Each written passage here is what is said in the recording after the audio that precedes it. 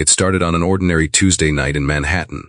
Evelyn Hartman, one of America's richest women, froze when she saw a 25 necklace around a young waitress's neck.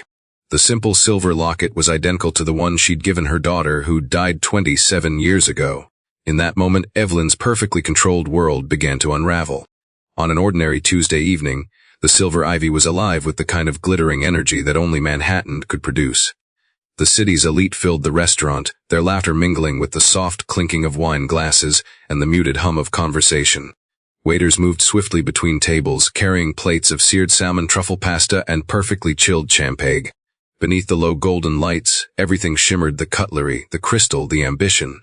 It was the sort of place where fortunes were discussed over dinner and reputations were built with a handshake.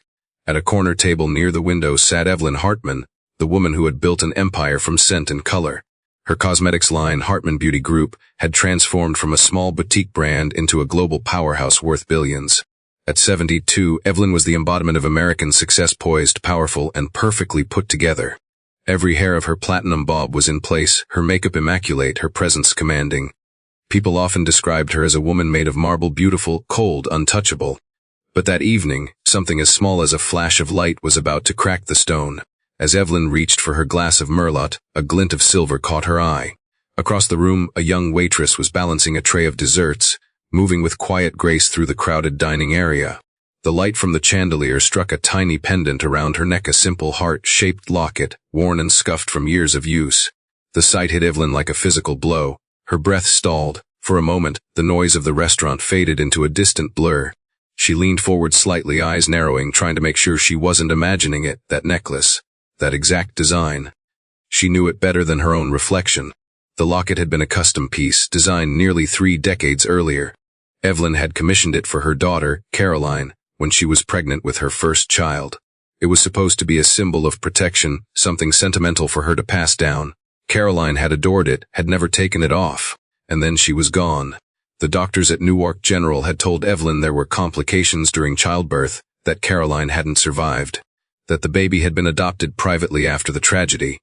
Evelyn had been in Europe on business when the call came. By the time she returned, it was too late. All she had left was grief and the knowledge that her only grandchild had vanished into a bureaucratic fog that no amount of money could pierce. For 27 years, Evelyn had carried that loss like a scar hidden beneath diamonds. She had buried herself in work, turned pain into precision, and built her company higher than ever. Her employees respected her, investors feared her, the media idolized her, but no one truly knew her. They saw only the success story, never the woman who woke up at night haunted by the memory of a young mother's laughter. And now, staring at a waitress in a Manhattan restaurant, Evelyn felt the past claw its way back to life.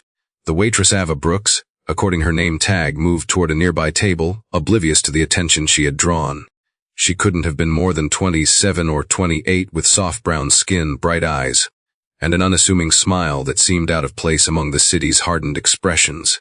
She was focused on her work, weaving between tables with the kind of practiced care that came from someone who couldn't afford mistakes. To Evelyn, it was like watching a ghost made flesh. The resemblance wasn't just in the necklace. There was something in the shape of the girl's face, the curve of her jawline, even the way she tucked a loose strand of hair behind her ear, small, familiar gestures that made Evelyn's chest tighten painfully. She couldn't look away. Her heart pounded with a rhythm she hadn't felt in years. Memories came rushing back: Caroline standing in the nursery, humming softly as she arranged baby clothes, the sunlight on her hair, the sound of her laughter echoing through the house. Evelyn had kept every newspaper clipping, every hospital record, every investigator's report, hoping for a miracle that never came. She had long ago accepted that the world didn't owe her closure. But this moment, this impossible resemblance, reopened every wound she had spent decades trying to seal. Across the room, Ava felt a strange sensation prick at the back of her neck. It was the feeling of being watched. She turned slightly, meeting Evelyn's gaze from across the dining area.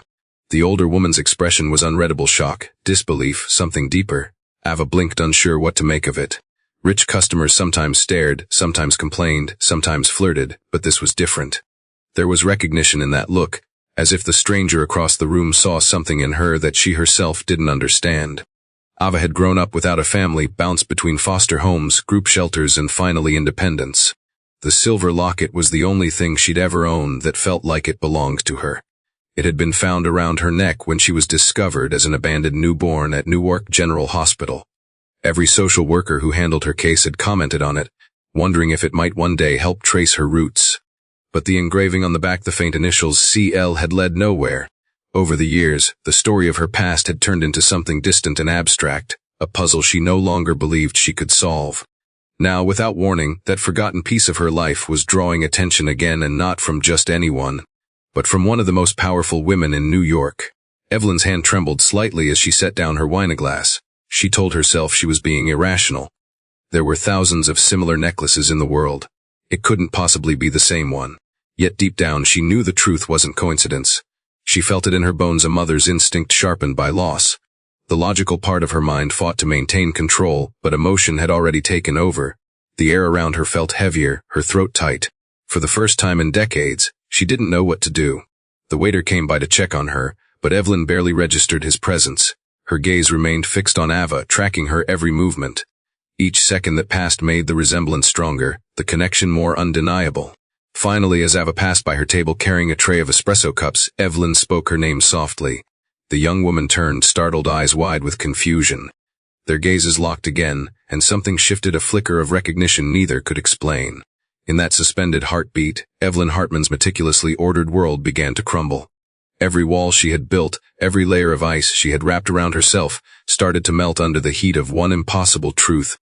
The past she thought was buried had found her in the form of a young woman wearing a necklace worth less than a dinner tip.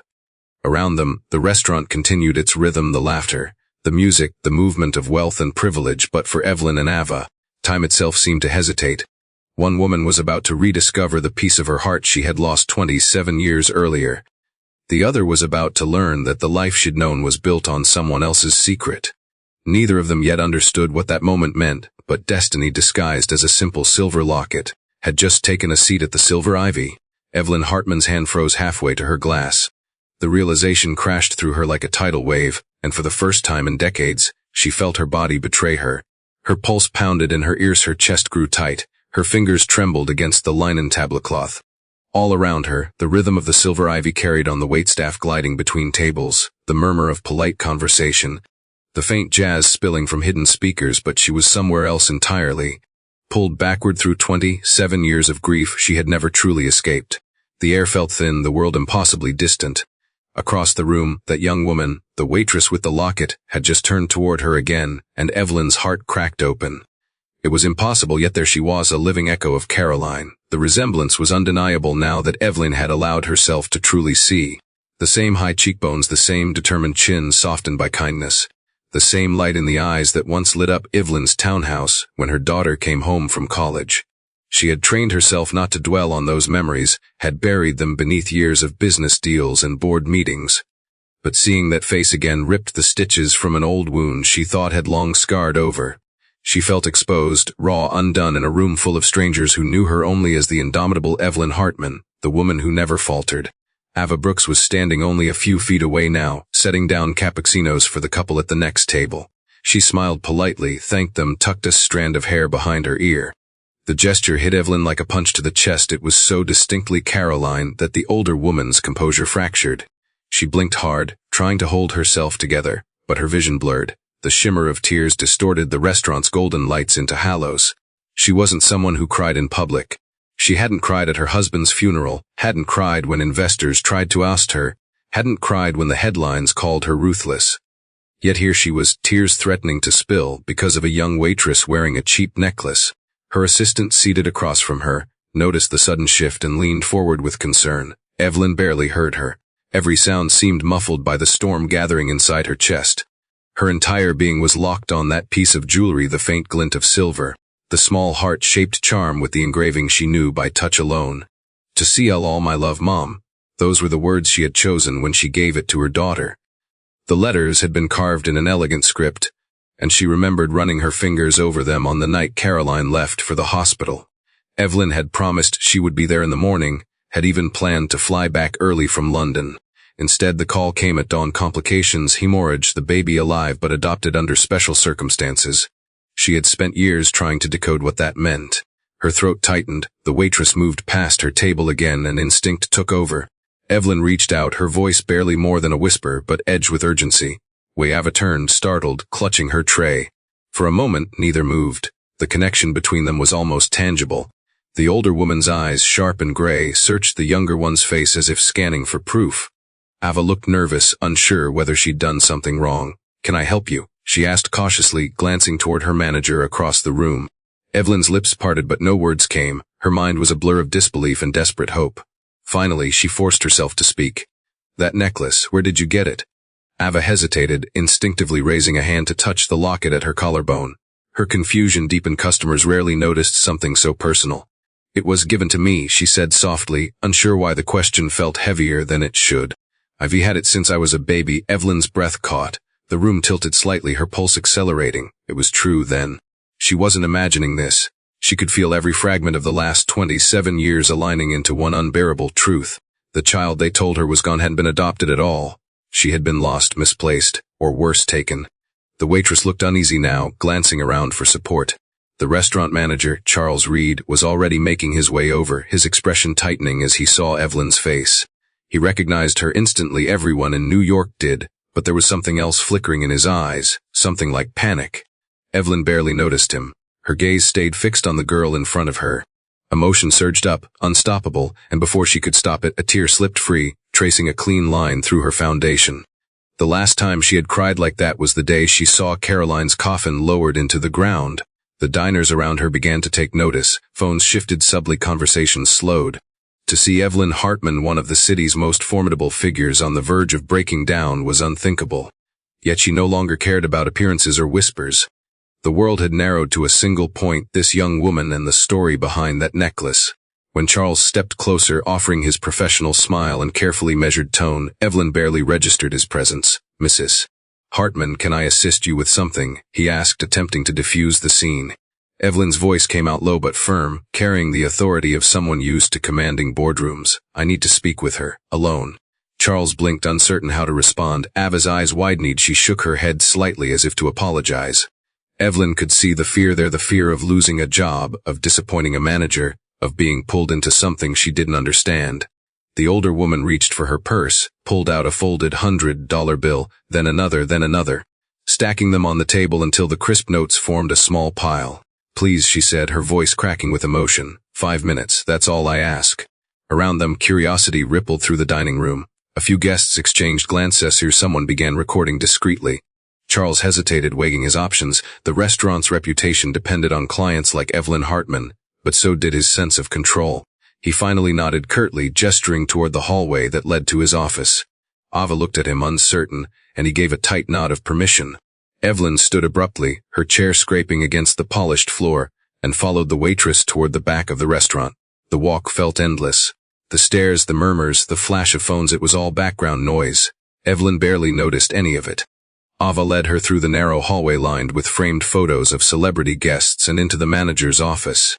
A small, cluttered room filled with invoices and reservation charts. The door clicked shut behind them, muffling the sounds of the dining room.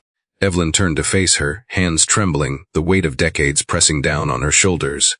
She wanted to speak but couldn't find the right words. Everything she had rehearsed in her mind over the years, how she would ask questions if she ever found the missing child, how she would react, had vanished. Instead, all that came out was a shaky breath and a whisper barely audible: "That necklace belongs to my daughter." Ava's brows furrowed in confusion. Evelyn's tears came faster now, each one releasing years of anger and longing she hadn't allowed herself to feel. She reached into her handbag, searching frantically until she found her phone. Her hands shook as she scrolled through her photo gallery, past images of corporate events and magazine covers, until she found what she was looking for: a picture of Caroline, taken just weeks before she died. A young woman with radiant eyes and a laugh that seemed to glow from within. Around her neck was the same locket. Evelyn held out the phone, her voice breaking. Her name was Caroline Hartman, my daughter. The moment hung heavy in the air. Ava stared at the photo, her expression shifting from confusion to disbelief to something deeper, a strange recognition she couldn't explain. The resemblance was undeniable. She looked from the image to the woman standing before her, and for the first time, she felt the stirrings of something she hadn't felt since childhood: belonging. For Evelyn, the world tilted back into focus. The years of grief, the endless search, the questions that had haunted her had all led here, to this cramped office behind a Manhattan restaurant. The young woman before her was more than a coincidence. She was the missing heartbeat Evelyn had been searching for her entire life. and as she looked into Eva's wide, uncertain eyes, Evelyn knew one thing with absolute clarity: she was not leaving that room without the truth. The hum of the restaurant faded as the door closed behind them, shutting out the world of polished luxury. The small office smelled faintly of paper cleaning spray, an old coffee, an unremarkable room that had suddenly become the center of a story 27 years in the making.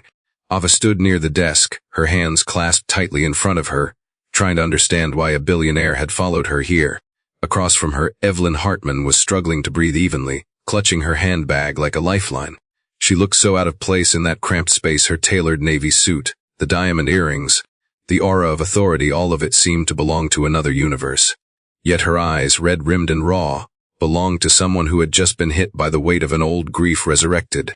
Evelyn drew a shaky breath. Her voice came low and unsteady, stripped of the command it once carried in boardrooms. "That necklace," she began, "it isn't just a piece of jewelry. It was my daughter's." Eva blinked, unsure if she had heard correctly. Evelyn took a step closer, holding out her phone with trembling hands. On the screen glowed an old photograph, a young woman laughing, her long hair cascading over her shoulders, a tiny heart-shaped locket resting just above her collarbone. Her name was Caroline. Evelyn whispered, "My only child." Ava stared at the photo, drawn to it in a way she couldn't explain. The woman looked familiar, something in the smile, the tilt of her head. "She's beautiful," Ava murmured, almost to herself. "She died giving birth," Evelyn continued, her gaze distant, as if she were watching the memory replay behind her eyelids. "It happened at Newark General Hospital. I was overseas when it happened. They told me the baby survived but was given up for private adoption before I could return. I tried to find her. I hired investigators, spent millions, begged the courts to reopen the files. But it was as if she had disappeared into thin air." She swallowed hard, her voice breaking at the edges.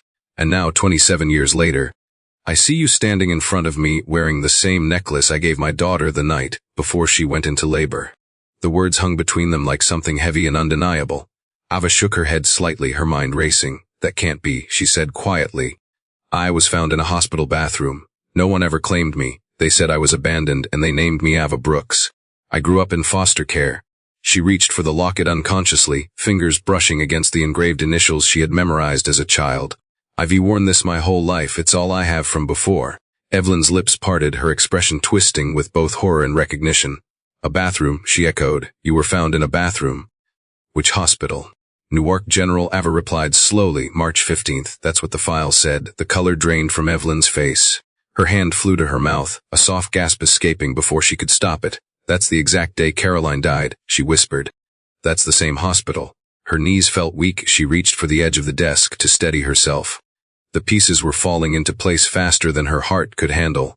She could almost see it now, the chaos in the delivery room, the confusion, the grief, the paperwork. Somewhere in that storm, her grandchild had been taken, not adopted, not lost, but stolen.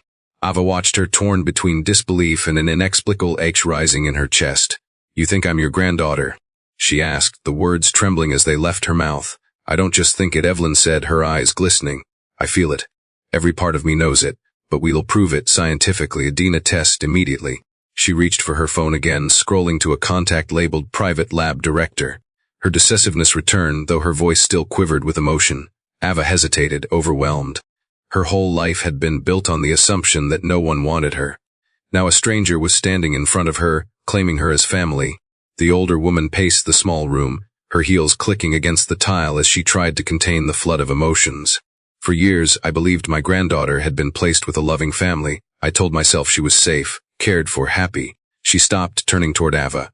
"But you were left alone in a hospital bathroom." The realization struck like a physical blow. Evelyn pressed a hand against her chest as if trying to hold herself together. "Someone took you from us. Someone made sure I would never find you." Ava's voice was barely a whisper. "But why would anyone do that?" Evelyn looked at her for a long moment, pain and fury battling behind her eyes. "Because you were worth millions," she said finally. "Because of greed, because destroying my family meant destroying me." The truth tasted bitter. She had spent decades fighting business rivals, fending off betrayals, surviving boardroom wars, but nothing compared to this. To know that her daughter's death had been exploited, that her grandchild had been treated like leverage, made her blood run cold. Ava felt tears sting her eyes, confusion tangling with anger and fear. She had always imagined her birth parents as distant, maybe tragic, but never powerful, never connected to this kind of world. "You think someone took me on purpose?" she asked. Evelyn nodded slowly. "A conspiracy. My former business partner, Victoria Hale, was ruthless. She tried to seize my company when Caroline died. I was broken, distracted. That's when she struck. She could have arranged it. She had access, money, connections at the hospital. If she wanted to hurt me, taking you was the cruelest way. Evelyn's voice hardened as she spoke, the steel that built an empire returning beneath the grief. She pulled herself upright, shoulders straightening. We'll find out who did this. Every document, every record, every person who worked at that hospital, I'll track them all down. She turned back to Ava, her tone softening again. But first, I need to trust me. We'll take the test today. If I'm wrong, I'll leave you alone. But if I'm right, she couldn't finish the sentence. Her throat closed around the words. Ava studied her face, the raw sincerity, the trembling hands, the heartbreak etched into every line. She thought of her own life, the foster homes that smelled of disinfectant, the birthdays spent alone, the way she'd always wondered why no one came for her. Could it really be that she hadn't been unwanted, just stolen? The idea was too enormous to grasp. Yet something deep inside her, the same instinct that had drawn her to wear the locket every day, whispered that it might be true. Evelyn dialed a number and spoke quickly, arranging for a private medical technician to come to the restaurant. Then she turned back to Ava and reached out a tentative hand. I don't want to scare you, she said softly. I just want the truth. Ava hesitated, then nodded. Her fingers brushed against Evelyn's, and for a fleeting second, the contact felt strangely familiar, like something long forgotten returning to memory. They sat together while waiting for the technician, the air between them charged with unspoken thoughts. Evelyn shared more photographs from her phone. Caroline as a little girl holding a puppy, Caroline in her graduation gown. Caroline glowing with pride when she first learned she was pregnant. Ava listened, drawn to the stories, absorbing fragments of a life that should have been hers to know. She found herself smiling through tears at the image of her mother's wide grin. Evelyn caught the expression and felt a warmth bloom in her chest. It was like seeing her daughter come back to life. When the technician finally arrived, Evelyn handled everything with calm precision. Swabs were taken, forms signed, samples sealed. The process was clinical, efficient, but beneath it ran a current of something spiritual, as if the act itself were a kind of resurrection. Evelyn's eyes never left Ava's face. When it was over, she promised the results would be ready within hours. As they waited, Evelyn told Ava about Caroline, the stubborn streak, the love of music, the habit of talking to herself while studying. Ava listened in silence, the details painting a portrait of the woman who had given her life. She tried to imagine what it would have been like to grow up hearing those stories instead of bedtime rules from strangers in foster care. The thought made her throat ache. When the knock came a few hours later and the technician returned with the preliminary report, Evelyn's hands shook as she opened it. She didn't need to read past the first line. The DNA match was conclusive. Tears filled her eyes again, but this time they were mixed with relief so profound it bordered on disbelief. She looked at Ava, who was staring at her in shock. The older woman stepped forward and pulled her into her arms, holding her tightly as if afraid she might vanish again. For Ava, the embrace was both strange and familiar. She had spent her life craving connection, and now it had arrived, sudden and overwhelming. For Evelyn, it was the closing of a circle that had been broken for nearly 3 decades. The stolen child had been found, and the locket that had traveled through time and hardship had done what no investigator could. It had brought a family back together. The test results sat on the desk like a doorway to another life. Ava's eyes moved over the words again and again, her mind refusing to accept what they confirmed. Dematri 9997. It was official. The stranger standing before her was her grandmother. Evelyn Hartman, the billionaire whose face graced magazines and business networks, wasn't just a headline anymore, she was blood. Ava's chest rose and fell quickly as if her body couldn't keep up with the truth. For 27 years, she had believed she came from nowhere. She had carried her last name, Brooks, like an empty box, something handed to her without meaning. Just a placeholder for a history she didn't have. Now, in the span of a few hours, that history had returned, bright and blinding. She stepped back, steadying herself against the edge of the desk. Every thought felt tangled, every breath shallow. Her childhood flashed through her mind like scenes from another person's movie, the creaking beds in foster homes, the peeling wallpaper, the smell of bleach and overcooked food. She remembered the first time she understood she was a state kid, a phrase whispered by other children with the same detached bitterness. Every new home meant learning a new set of rules: how loud to speak, when to disappear, how to make herself small enough not to get yelled at. She'd learned early that adults came and went, that love had expiration dates, and that sometimes birthdays passed unnoticed because the world was too busy. She thought of the nights she had lain awake, clutching her necklace, tracing the tiny initials with her thumb. Those letters, CL, had been her only mystery, her only comfort. Sometimes she imagined they stood for caring love, a childish fantasy she told herself whenever loneliness became too heavy. Other times she wondered if they belonged to a mother who had wanted her but couldn't keep her. That small piece of metal had carried her through years of doubt, reminding her that maybe someone, somewhere, had cared once. Now she knew the truth. Those letters belonged to Caroline Hartman, her mother, the woman she had never met, who had died the day she was born. Ava's knees weakened and she sat down heavily in the chair beside the desk. Evelyn moved closer, reaching out as if to help, but Ava shook her head gently, needing space to process. She wasn't angry, just overwhelmed. It was like standing under a waterfall of emotions she hadn't been prepared for. Relief, grief, wonder, fear, all colliding at once. The irony stung her. For years she had imagined her mother as a nameless face, a shadow lost to time. Never knowing that her grandmother had been out there, alive, searching her name on skyscrapers and headlines. The world had seemed so small when she was growing up, but now it stretched out vast and strange, and somehow she was part of it. Evelyn watched her granddaughter with an H in her chest. She wanted to bridge the distance between them, but she understood instinctively that Ava needed to breathe. The girl's posture, her guarded expression, the quickness in her eyes, it all spoke of a life lived in survival mode. Evelyn recognized that strength. She had once built her empire from the same kind of resilience, but seeing it in someone so young filled her with guilt. Ava should have grown up surrounded by love, not learning how to protect herself from neglect. She should have had birthday parties and lullabies, not social workers and shared bedrooms with strangers. Evelyn's throat tightened. I should have been there, she whispered under her breath, more to herself than to Ava. Ava didn't answer. She kept her gaze on the paper, trying to make sense of the two worlds that had just collided. The life she had lived versus the life she should have had.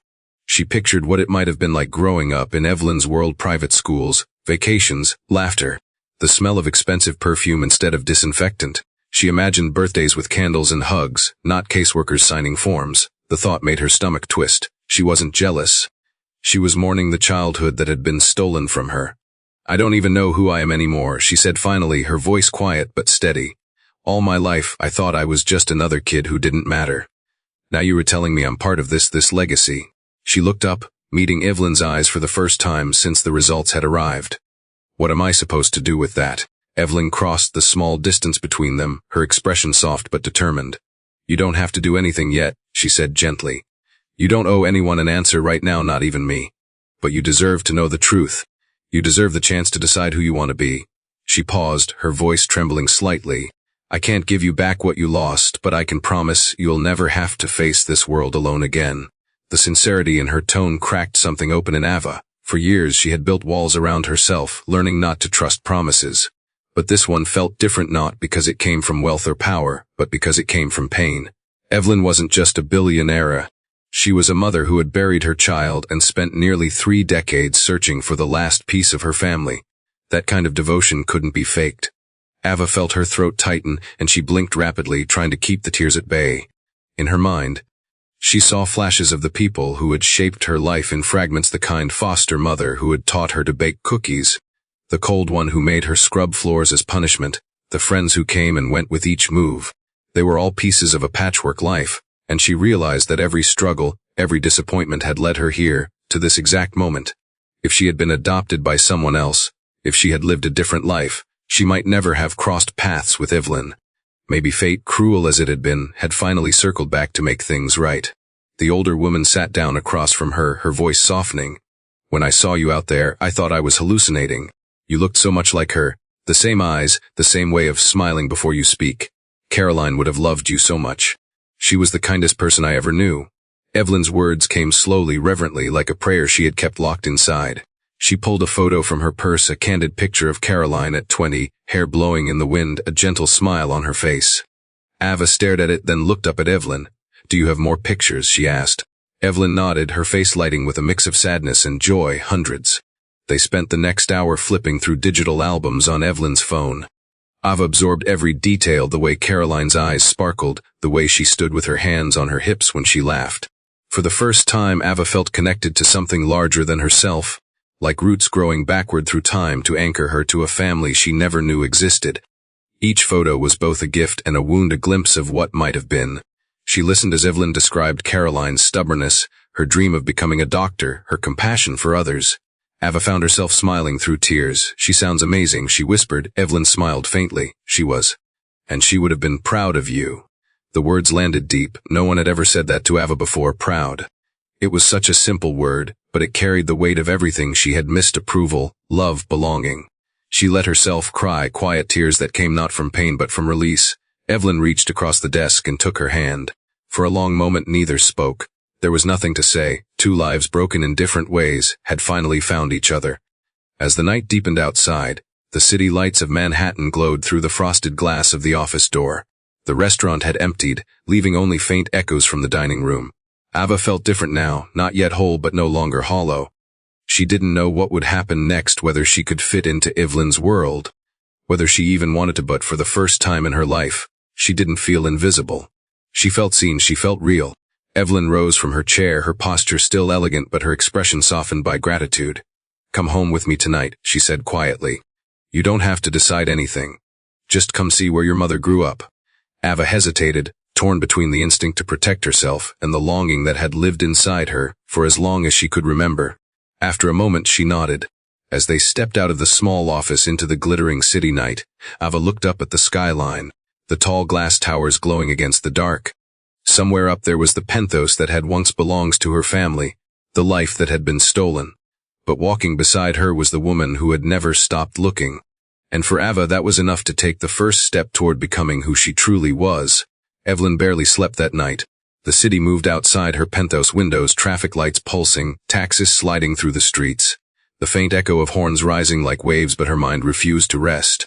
Every image of the evening replayed itself in fragments: the flash of the necklace, the trembling down report, the way Ava had looked when she realized the truth.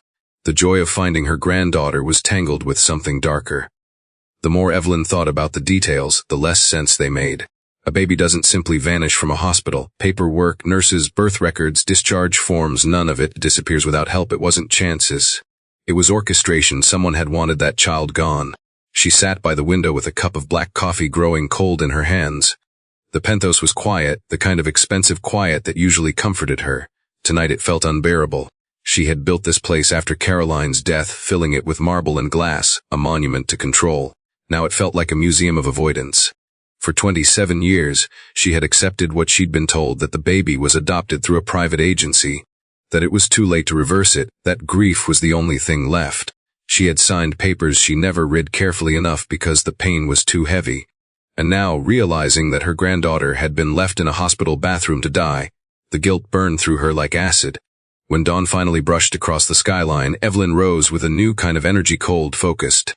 The kind that had made her feared in business. She would not rest until she knew who had taken her family from her.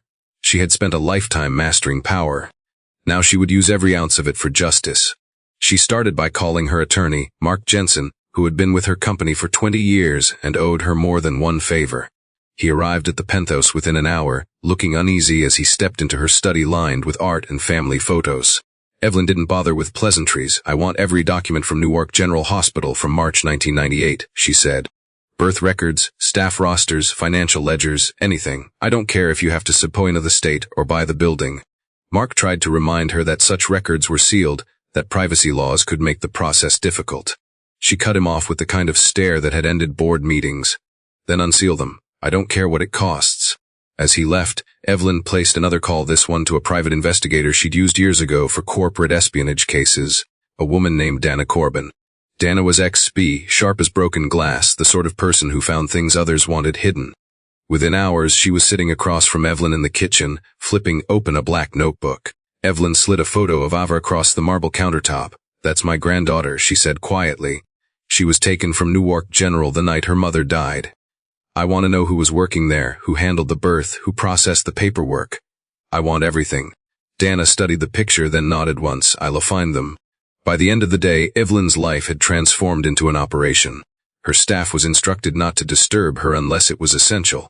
Her phone buzzed constantly: lawyers, investigators, old contacts from her philanthropic board who still had friends in politics. She leveraged everything she had: money, influence, favors accumulated over decades. She even called a senator she had once funded, explaining just enough of the story to gain access to state health archives. Every conversation carried the same undercurrent of restrained fury. Somewhere in that hospital's history was a name, and she would drag it into the light. As evening fell, Dana returned with the first report. It was only the beginning, but it was enough to confirm Evelyn's suspicions. "There's a missing page in the official logbook," Dana explained. "The night Caroline Hartman died, one of the nurses signed out early, but the record of who replaced him is gone. There's also a $50,000 transfer into a private account 3 days later from a shell company tied to Victoria Hale." Evelyn's stomach dropped. Victoria Hale, the name itself, tasted like rust.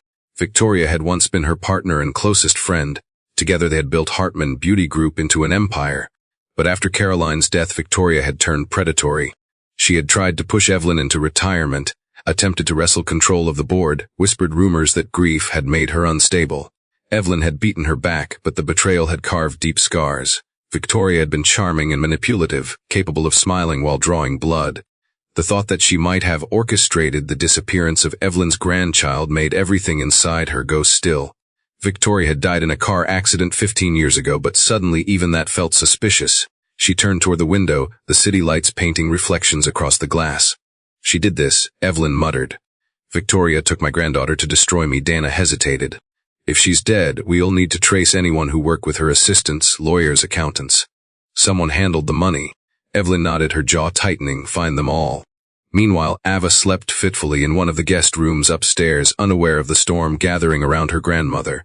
When she woke, she found Evelyn already dressed, pacing with a phone pressed to her ear, speaking in clipped commands.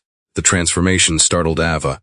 The woman who had cried in the restaurant now radiated power again, as if armor had reformed overnight. Yet underneath the precision, Ava saw something raw, a fire that had been reignited after decades of dormancy. "You don't have to do all this," Ava said carefully. "You found me. Isn't that enough?" Evelyn stopped, meeting her eyes. "Finding you was the beginning," she replied. "Now we find out who took you, and we make sure they can never hurt anyone else." There was a new edge to Evelyn's determination that both frightened and inspired Ava. She had never known anyone with that kind of purpose. Watching her grandmother work was like watching a general plan a war campaign, methodical, relentless, guided by something deeply personal. Every phone call revealed another layer of the past. Old employees remembered whispers from 1998, a nurse who left suddenly, a woman in administration who handled special adoptions, a doctor who retired without notice. Each clue tightened the circle. 2 days later, Mark Jensen arrived with a file thick enough to bend the folder. "We pulled hospital payrolls and bank statements," he said. "There's a connection between a nurse named Charles Reed and a company Victoria used for offshore transfers. He disappeared right after Caroline's death." Evelyn flipped through the papers, her expression hardening with every page. She saw the signature Charles Reed, and something inside her clicked. She had heard that name before. Dana confirmed it. He changed jobs a year later, moved to New York, started working in restaurant management. Evelyn's eyes went cold. "Find him," she ordered. Dana's team traced Reed to an upscale restaurant in Manhattan, the Silver Ivy. The same restaurant where Ava had been working. The coincidence was too precise to be chance. Evelyn felt a chill run down her spine. All along, the man responsible for stealing her granddaughter had been standing only feet away, pretending to be a manager concerned about decorum while eavesdropping on their reunion. That realization ignited something primal in her, rage, grief, and justice fused into one singular focus. She turned to Dana, her voice low and steady. "I want proof. I want everything: bank statements, hospital records, his employment file. If he's guilty, I'll see him face a judge before I take my last breath." As Dana left to begin surveillance, Evelyn sank into her chair, exhaustion finally catching up. Yet beneath the fatigue was clarity. This wasn't only about vengeance, it was about restoration. She had lost her daughter and her grandchild because of greed, but she wouldn't let the same darkness linger unpunished. For the first time in years, she felt alive, not as a CEO, not as a public figure, but as a mother and grandmother who had something worth fighting for. She looked toward the closed guest room door where Ava was unpacking her few belongings. That young woman had survived every cruelty life could offer and still managed to smile, still managed to dream. Evelyn realized she owed her more than comfort, she owed her truth. She whispered to herself, almost like a vow, "They thought they could bury the past. But I'm still here." Outside, the city pulsed beneath her window.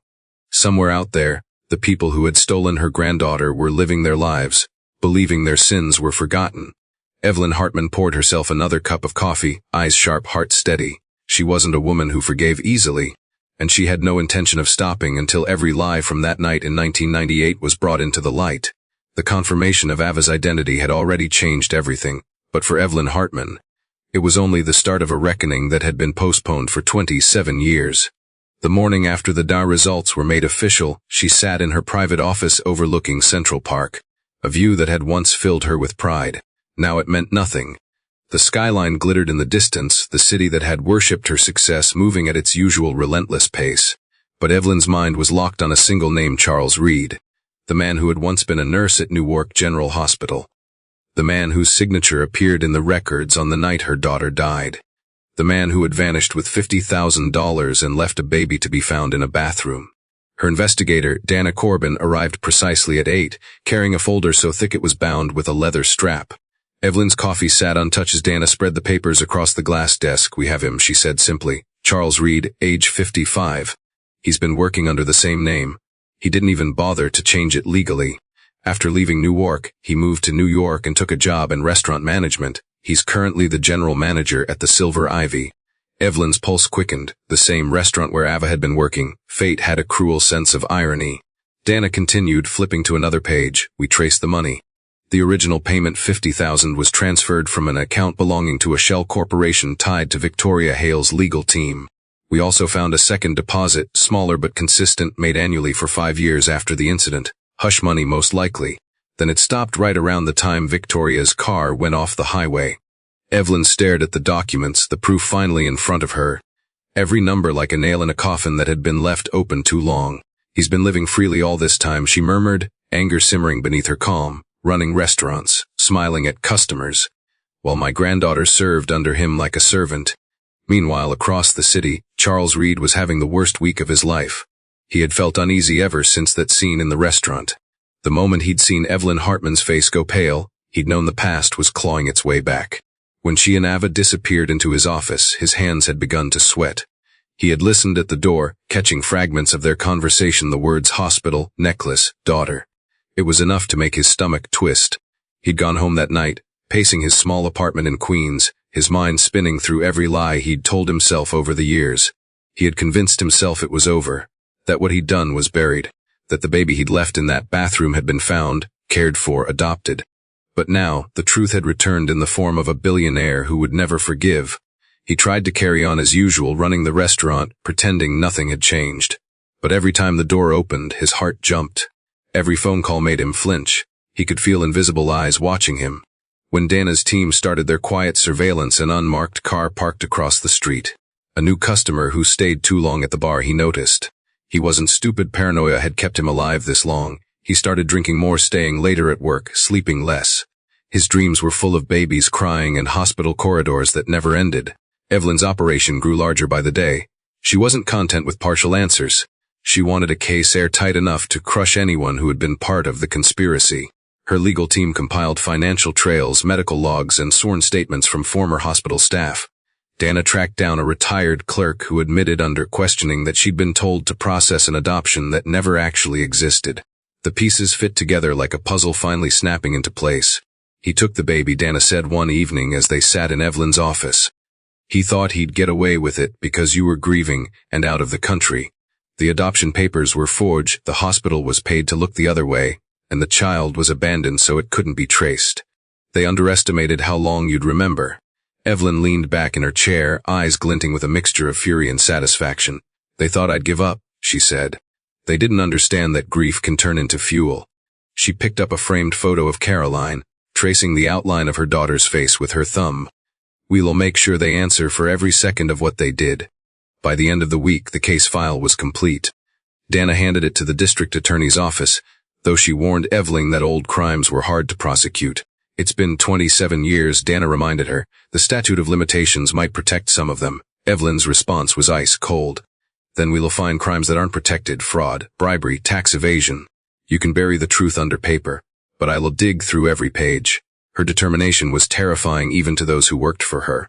When Evelyn Hartman wanted something laws bent, Charles Reed's life began to unravel faster than he could react. He came to work one morning to find 2 men in suits waiting at his office door. They were polite but firm, asking for a few minutes of his time. He knew they weren't customers, they were investigators. He tried to act surprised, tried to smile, but his voice cracked. They asked questions he had spent 27 years avoiding, about Newark General, about a missing infant, about Victoria Hale. His denial sounded hollow even to his own ears. When they left, he locked his office door and sat at his desk, his hands shaking so badly he couldn't hold his coffee cup. That evening he went home and opened an old metal box hidden beneath his floorboards. Inside were the remnants of his past yellowed pay stubs from the hospital, a copy of a forged discharge paper, and a letter signed by Victoria herself. It was both his protection and his curse. He had kept it for years as insurance in case anyone came looking. Now it felt like a death warrant. He knew Evelyn's power. If she had found him, it was only a matter of time before she took everything. Across town, Evelyn was meeting with the district attorney in a private office. She laid the evidence out in careful order, her voice steady but relentless. "He kidnapped my granddaughter," she said. "He falsified hospital records, accepted bribes, and abandoned a newborn to die. I don't care how long it's been if you won't prosecute. I will take this to every news outlet in the country." The day hesitated, knowing the media storm a name like Hartman could unleash. "We will review it," he said cautiously. "If there's still enough evidence, we will move forward." When Evelyn left the building, her driver opened the car door, but she paused before getting in. Across the street, through the reflection in a store window, she caught sight of Charles Reed. He was standing on the corner looking lost, older than his years. Their eyes met for one brief, electric moment, his face drained of color. She didn't say a word, didn't need to.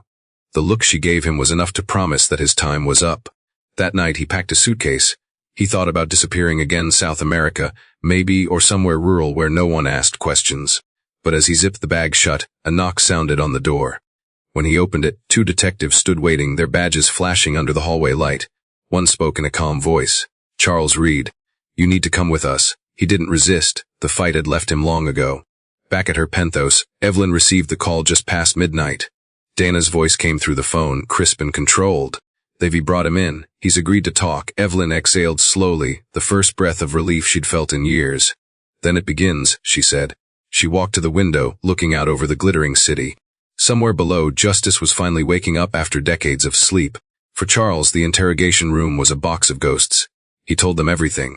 About the debts, the woman who approached him, the envelope of cash. About how he'd convinced himself it was harmless, that the baby would be found and adopted.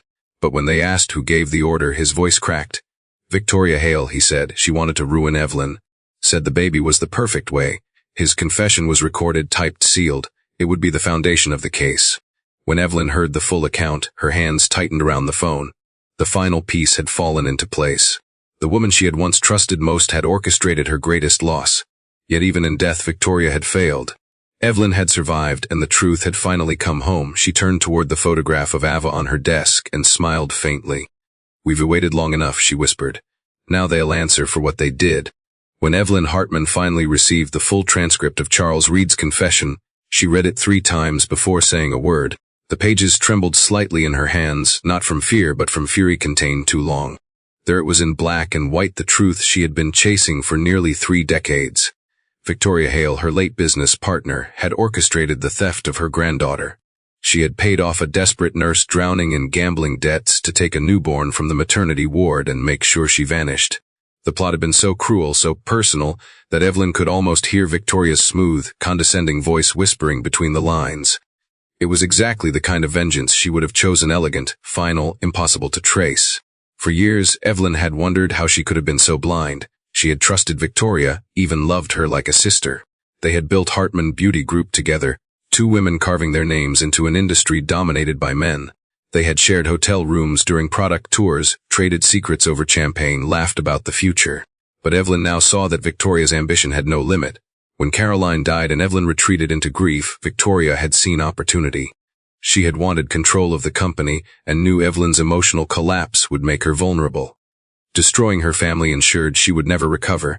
It was a cruelty Evelyn couldn't forgive, even if the woman responsible was already dead.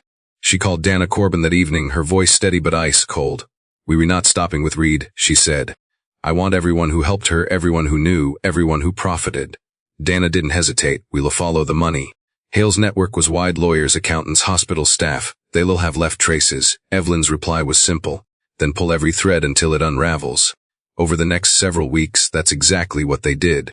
Dana's team poured through decades of corporate filings, old hospital payrolls, and banking records hidden behind layers of shell companies. What emerged was a web of corruption stretching far beyond a single act of cruelty. Victoria Hale had not only stolen Evelyn's granddaughter, she had embezzled millions from Hartman Beauty Group during the same period, funneling profits through fake consulting firms and dummy charities. Several of her associates were still alive, still enjoying the wealth they had stolen, believing time had erased their crimes. Evelyn gathered her legal team in the boardroom of her corporate headquarters, a glass, walled tower that bore her name in silver letters.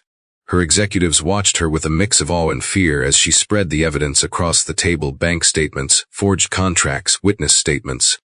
Reed's confession. This company was built on integrity, she said, her tone sharp as steel. Victoria tried to poison that. We are going to clean every trace of her from this business. And we were going to make sure everyone who helped her faces justice. She authorized a formal cooperation with the district attorney's office, offering full transparency and financial support for the investigation. The media caught wind of the story within days. What began as whispers in financial circles exploded into national headlines: Billionaire Harris found after 27 years, corporate conspiracy behind disappearance. The news networks ran the story on repeat, dissecting every piece of information they could uncover. Evelyn, who had always avoided the spotlight except for business, found herself standing before cameras once more, not as a CEO, but as a grandmother fighting for truth. When reporters asked her for a statement, she kept it short and deliberate. My daughter was taken from me in life. My granddaughter was taken from me in birth. I intend to make sure no one else loses a family member to greed. The clip went viral within hours. Public sympathy swelled around her and Ava. Thousands of letters poured into the company's mailroom, people offering support, survivors of adoption fraud sharing their stories, mothers thanking her for fighting back. For the first time, Evelyn realized that her private tragedy had struck a national nerve. But the attention also brought danger. Several of Victoria's former associates tried to disappear once the investigation began. One of them, a corporate accountant named Richard Lang, attempted to flee to Canada, only to be intercepted by federal agents at the airport.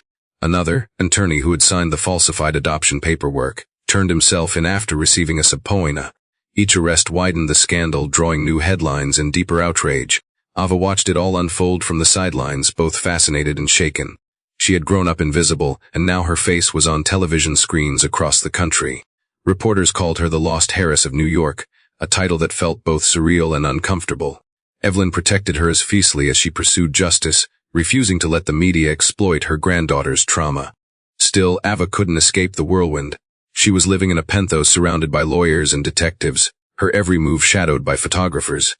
Yet beneath all the noise, she saw something extraordinary in her grandmother, a relentless will that refused to bow to the past. At night, they would sit together in the quiet glow of the city. Evelyn would tell Ava about Caroline, about the day she was born, about her laugh that could soften even the hardest boardroom. You like her, she told Ava once. The same fire, the same kindness. She would have been proud.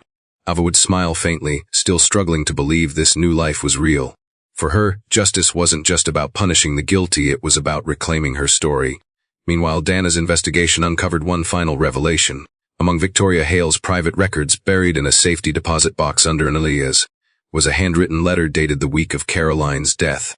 The letter detailed everything: the plan to bribe Charles Reed, the forged paperwork, even the intent behind it.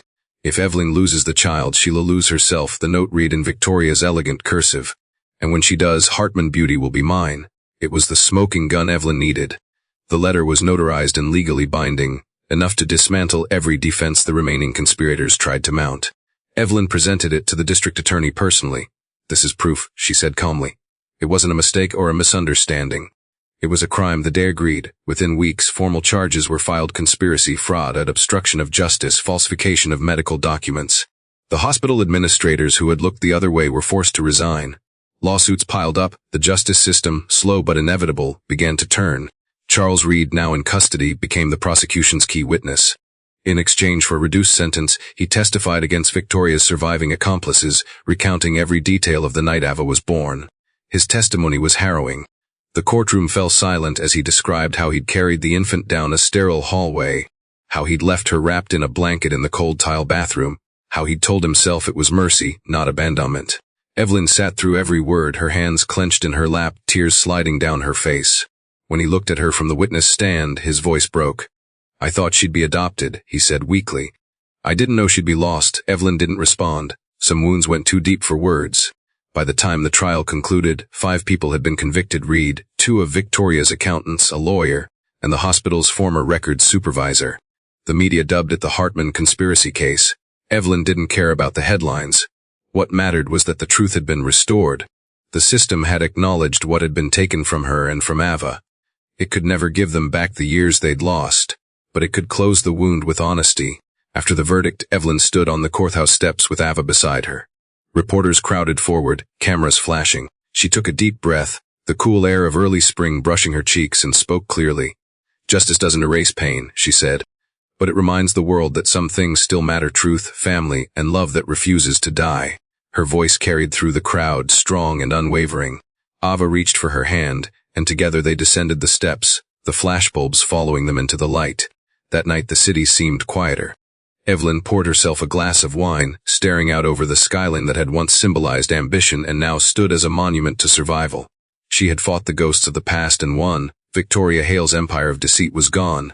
In its place stood something pure: the chance for healing, for legacy, for peace. And somewhere in that vast glittering expanse, Evelyn finally felt her daughter's presence again, as if Caroline herself were whispering that it was time to let go. When the courtroom doors finally closed behind them, Evelyn Hartman felt the air shift.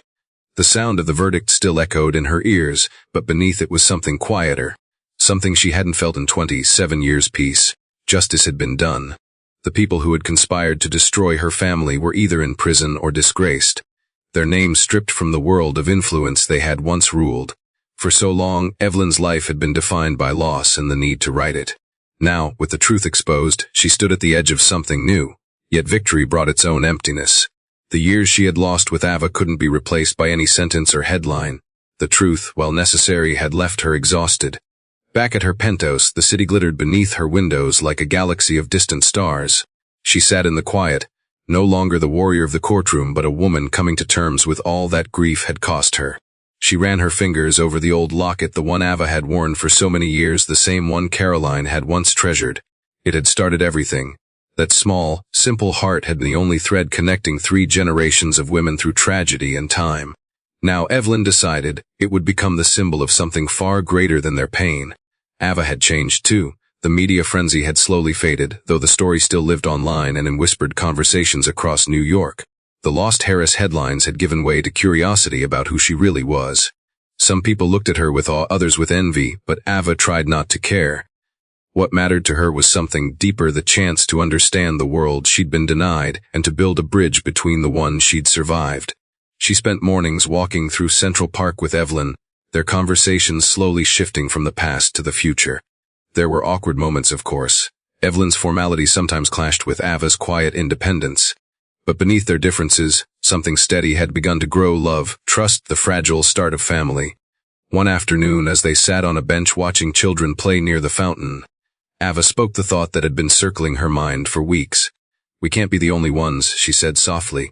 "The only people who were failed by the system. I've met kids like me, kids who never get found." Evelyn turned her gaze toward her granddaughter, studying her profile, the determination in her eyes. "You rewrite," she said. "There are too many stories that never get told." Ava nodded. "Then let's tell them. Let's make something good come out of what happened to us." That conversation became the seed of an idea that would grow into a movement. Within months, they founded the Caroline Hartman Foundation, named after the daughter and mother who had connected them both. Its mission was simple but powerful: to reform the foster care system, strengthen hospital security for newborns, and create programs that ensured no child would slip through the cracks again. Evelyn provided the initial funding, $50 million, and her business connections opened doors that would have taken others years to unlock. Ava became the public face of the foundation, speaking not as a billionaire's heir but as a survivor. Their first initiative focused on hospitals.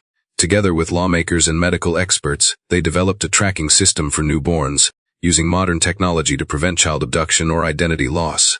The second initiative targeted the foster care pipeline, establishing grants for social workers and creating programs to support teenagers aging out of the system. Ava spoke passionately at press conferences, her voice carrying the weight of personal truth. "I spent my life believing I was unwanted," she said during one event. "But the truth is, I was lost. There's a difference. And every lost child deserves to be found." Her words moved people. Donations poured in from across the country. Within a year, the foundation had funded over 300 successful adoptions and provided training for thousands of hospital staff. Evelyn found purpose again through the work. She attended board meetings not as a CEO but as a grandmother determined to make the world safer. For the first time, she wasn't building an empire for profit but for people. Watching Ava navigate interviews and charity galas filled her with pride that felt cleaner than any corporate victory. Caroline's legacy, once buried beneath tragedy, was alive again in her daughter's compassion. Evelyn often caught herself whispering, "You'd be so proud of her, my love," when she looked at Ava on stage. But the process of healing was not linear. Ava still struggled with the ghosts of her past, the nights in group homes, the fear of attachment, the feeling that everything good might disappear. Therapy helped, as did the unconditional support Evelyn offered, though sometimes they fought. Evelyn's instinct to protect often clashed with Ava's need for independence. Once, after a heated argument about a media interview, Ava stormed out, walking the city streets for hours before finally returning to find Evelyn waiting at the door with 2 cups of tea. "I'm not trying to control you," Evelyn said softly. "I just don't want to lose you again." Ava's eyes softened. "Then you have to let me live," she replied. Evelyn smiled faintly. Fair enough. That became their rhythm: learning, forgiving, rebuilding. In the years that followed, the foundation flourished. Ava finished her nursing degree at Columbia, blending her compassion with professional skill. She began visiting children's hospitals under the foundation's programs, sitting with young patients whose parents couldn't be there, telling them stories about strength and survival. Sometimes she wore her locket openly, letting the children touch it for luck. She never explained its history, but somehow they sensed it meant something sacred. Evelyn, though slowing down physically, attended every major event, her pride undimmed. On the 3rd anniversary of the foundation's launch, they unveiled a permanent memorial in the lobby of its Manhattan headquarters. Inside a glass case rested the original silver locket, flanked by photographs of Caroline and Ava as infants. Beneath it, a plaque read, "In memory of Evelyn Hartman and in honor of every child who endures and overcomes. May no life be lost to greed or neglect again." The unveiling drew tears from everyone present. For Evelyn, it felt like closing a circle she'd been trapped in for half her life. That evening at the celebratory gala, Ava took the stage. She wore a simple navy dress and a replica of the locket around her neck. Her speech wasn't rehearsed, she spoke from the heart. "3 years ago I was a waitress saving for nursing school," she began. "I had no idea that the necklace I wore every day would lead me to my family. I can't change what happened to me or to my mother, but I can make sure no other child grows up believing they don't matter." The audience rose in thunderous applause. Evelyn sat in the front row, tears glistening in her eyes. It was Caroline's voice. She heard in her granddaughter's words the same conviction, the same hope. Later that night, after the guests had gone and the city lights shimmered across the Hudson, Evelyn and Ava stood alone in the foundation's lobby, looking at the locket under glass. "She would have loved this," Ava said quietly. "She'd be proud of us." Evelyn smiled, her voice tender. "She is proud. And I'm proud of you. You turned pain into purpose." They stood there for a long time, the weight of the past replaced by something lighter: peace, belonging, legacy. Outside, New York buzzed on, indifferent to individual stories, but within that building, something rare had been built, a monument not of steel or glass, but of love rediscovered and repurposed. For Evelyn, it was redemption. For Ava, it was identity. Together, they had transformed tragedy into a promise that every lost child deserved to be found, and that love, when finally returned to its rightful place, could heal even the deepest wound. Ava Hartman woke each morning to a life she still wasn't sure belonged to her. The crisp white sheets, the view of the city skyline, the hum of a quiet penthouse, all of it felt like another person's story. Some mornings she still half expected to wake up in her old studio apartment in the Bronx, with the thin walls and the sound of sirens outside. But the woman who stared back from the mirror now was different. She was the granddaughter of Evelyn Hartman, heiress to a billion-dollar fortune, founder of a foundation that carried her mother's name. And yet, beneath all of that, she was still Ava Brooks, the girl who had learned to survive without anyone's help. The two selves lived side by side, sometimes in harmony, sometimes in conflict. Her days were full now. After the whirlwind of the trial and the foundation's creation, she returned to school to complete her nursing degree at Columbia University. Evelyn had insisted she didn't need to work anymore, that she could devote herself entirely to philanthropy, but Ava refused. Nursing wasn't just a dream, it was her anchor. It reminded her who she was before she became a headline, before cameras and gala invitations and endless articles about the lost heiress who found her way home. She needed to earn something of her own. The campus became a refuge, a place where no one bowed or whispered her name in awe. Her classmates treated her like any other student, mostly unaware that the woman sitting beside them had once been at the center of a national scandal. She liked it that way. She spent long nights studying anatomy, taking clinical rotations at children's hospitals, working through exhaustion with the determination that had carried her through harder years. Her professors often remarked on her empathy, how patients seemed to trust her instantly. They didn't know why. Ava did. She recognized pain in others because she had carried it herself for so long. Sometimes when her schedule allowed, she'd volunteer through the foundation, visiting foster homes and group centers. She didn't go as Miss Hartman or as a dunner. She went as Ava, the girl who understood what it meant to feel invisible. She would sit with teenagers who had learned not to hope, listening to their stories, telling pieces of her own without revealing the ending. She wanted them to see that survival was possible, that identity didn't have to be defined by where you began. Evelyn watched all of this with a mix of pride and worry. She had lived long enough to know how heavy responsibility could become, and she sometimes feared Ava was taking on too much, trying to heal the world as a way to escape her own scars. "You don't have to prove anything to anyone," she told her one evening over dinner. Ava smiled, pushing her plate aside. "I'm not proving anything. I'm remembering what it felt like to need help and not have it." Evelyn nodded, realizing she couldn't argue with that kind of purpose. Graduation came on a clear spring morning. The air smelled of blooming magnolia and new beginnings. Evelyn sat in the front row, her silver hair gleaming in the sunlight. Tears in her eyes as she watched Ava walk across the stage in her cap and gown.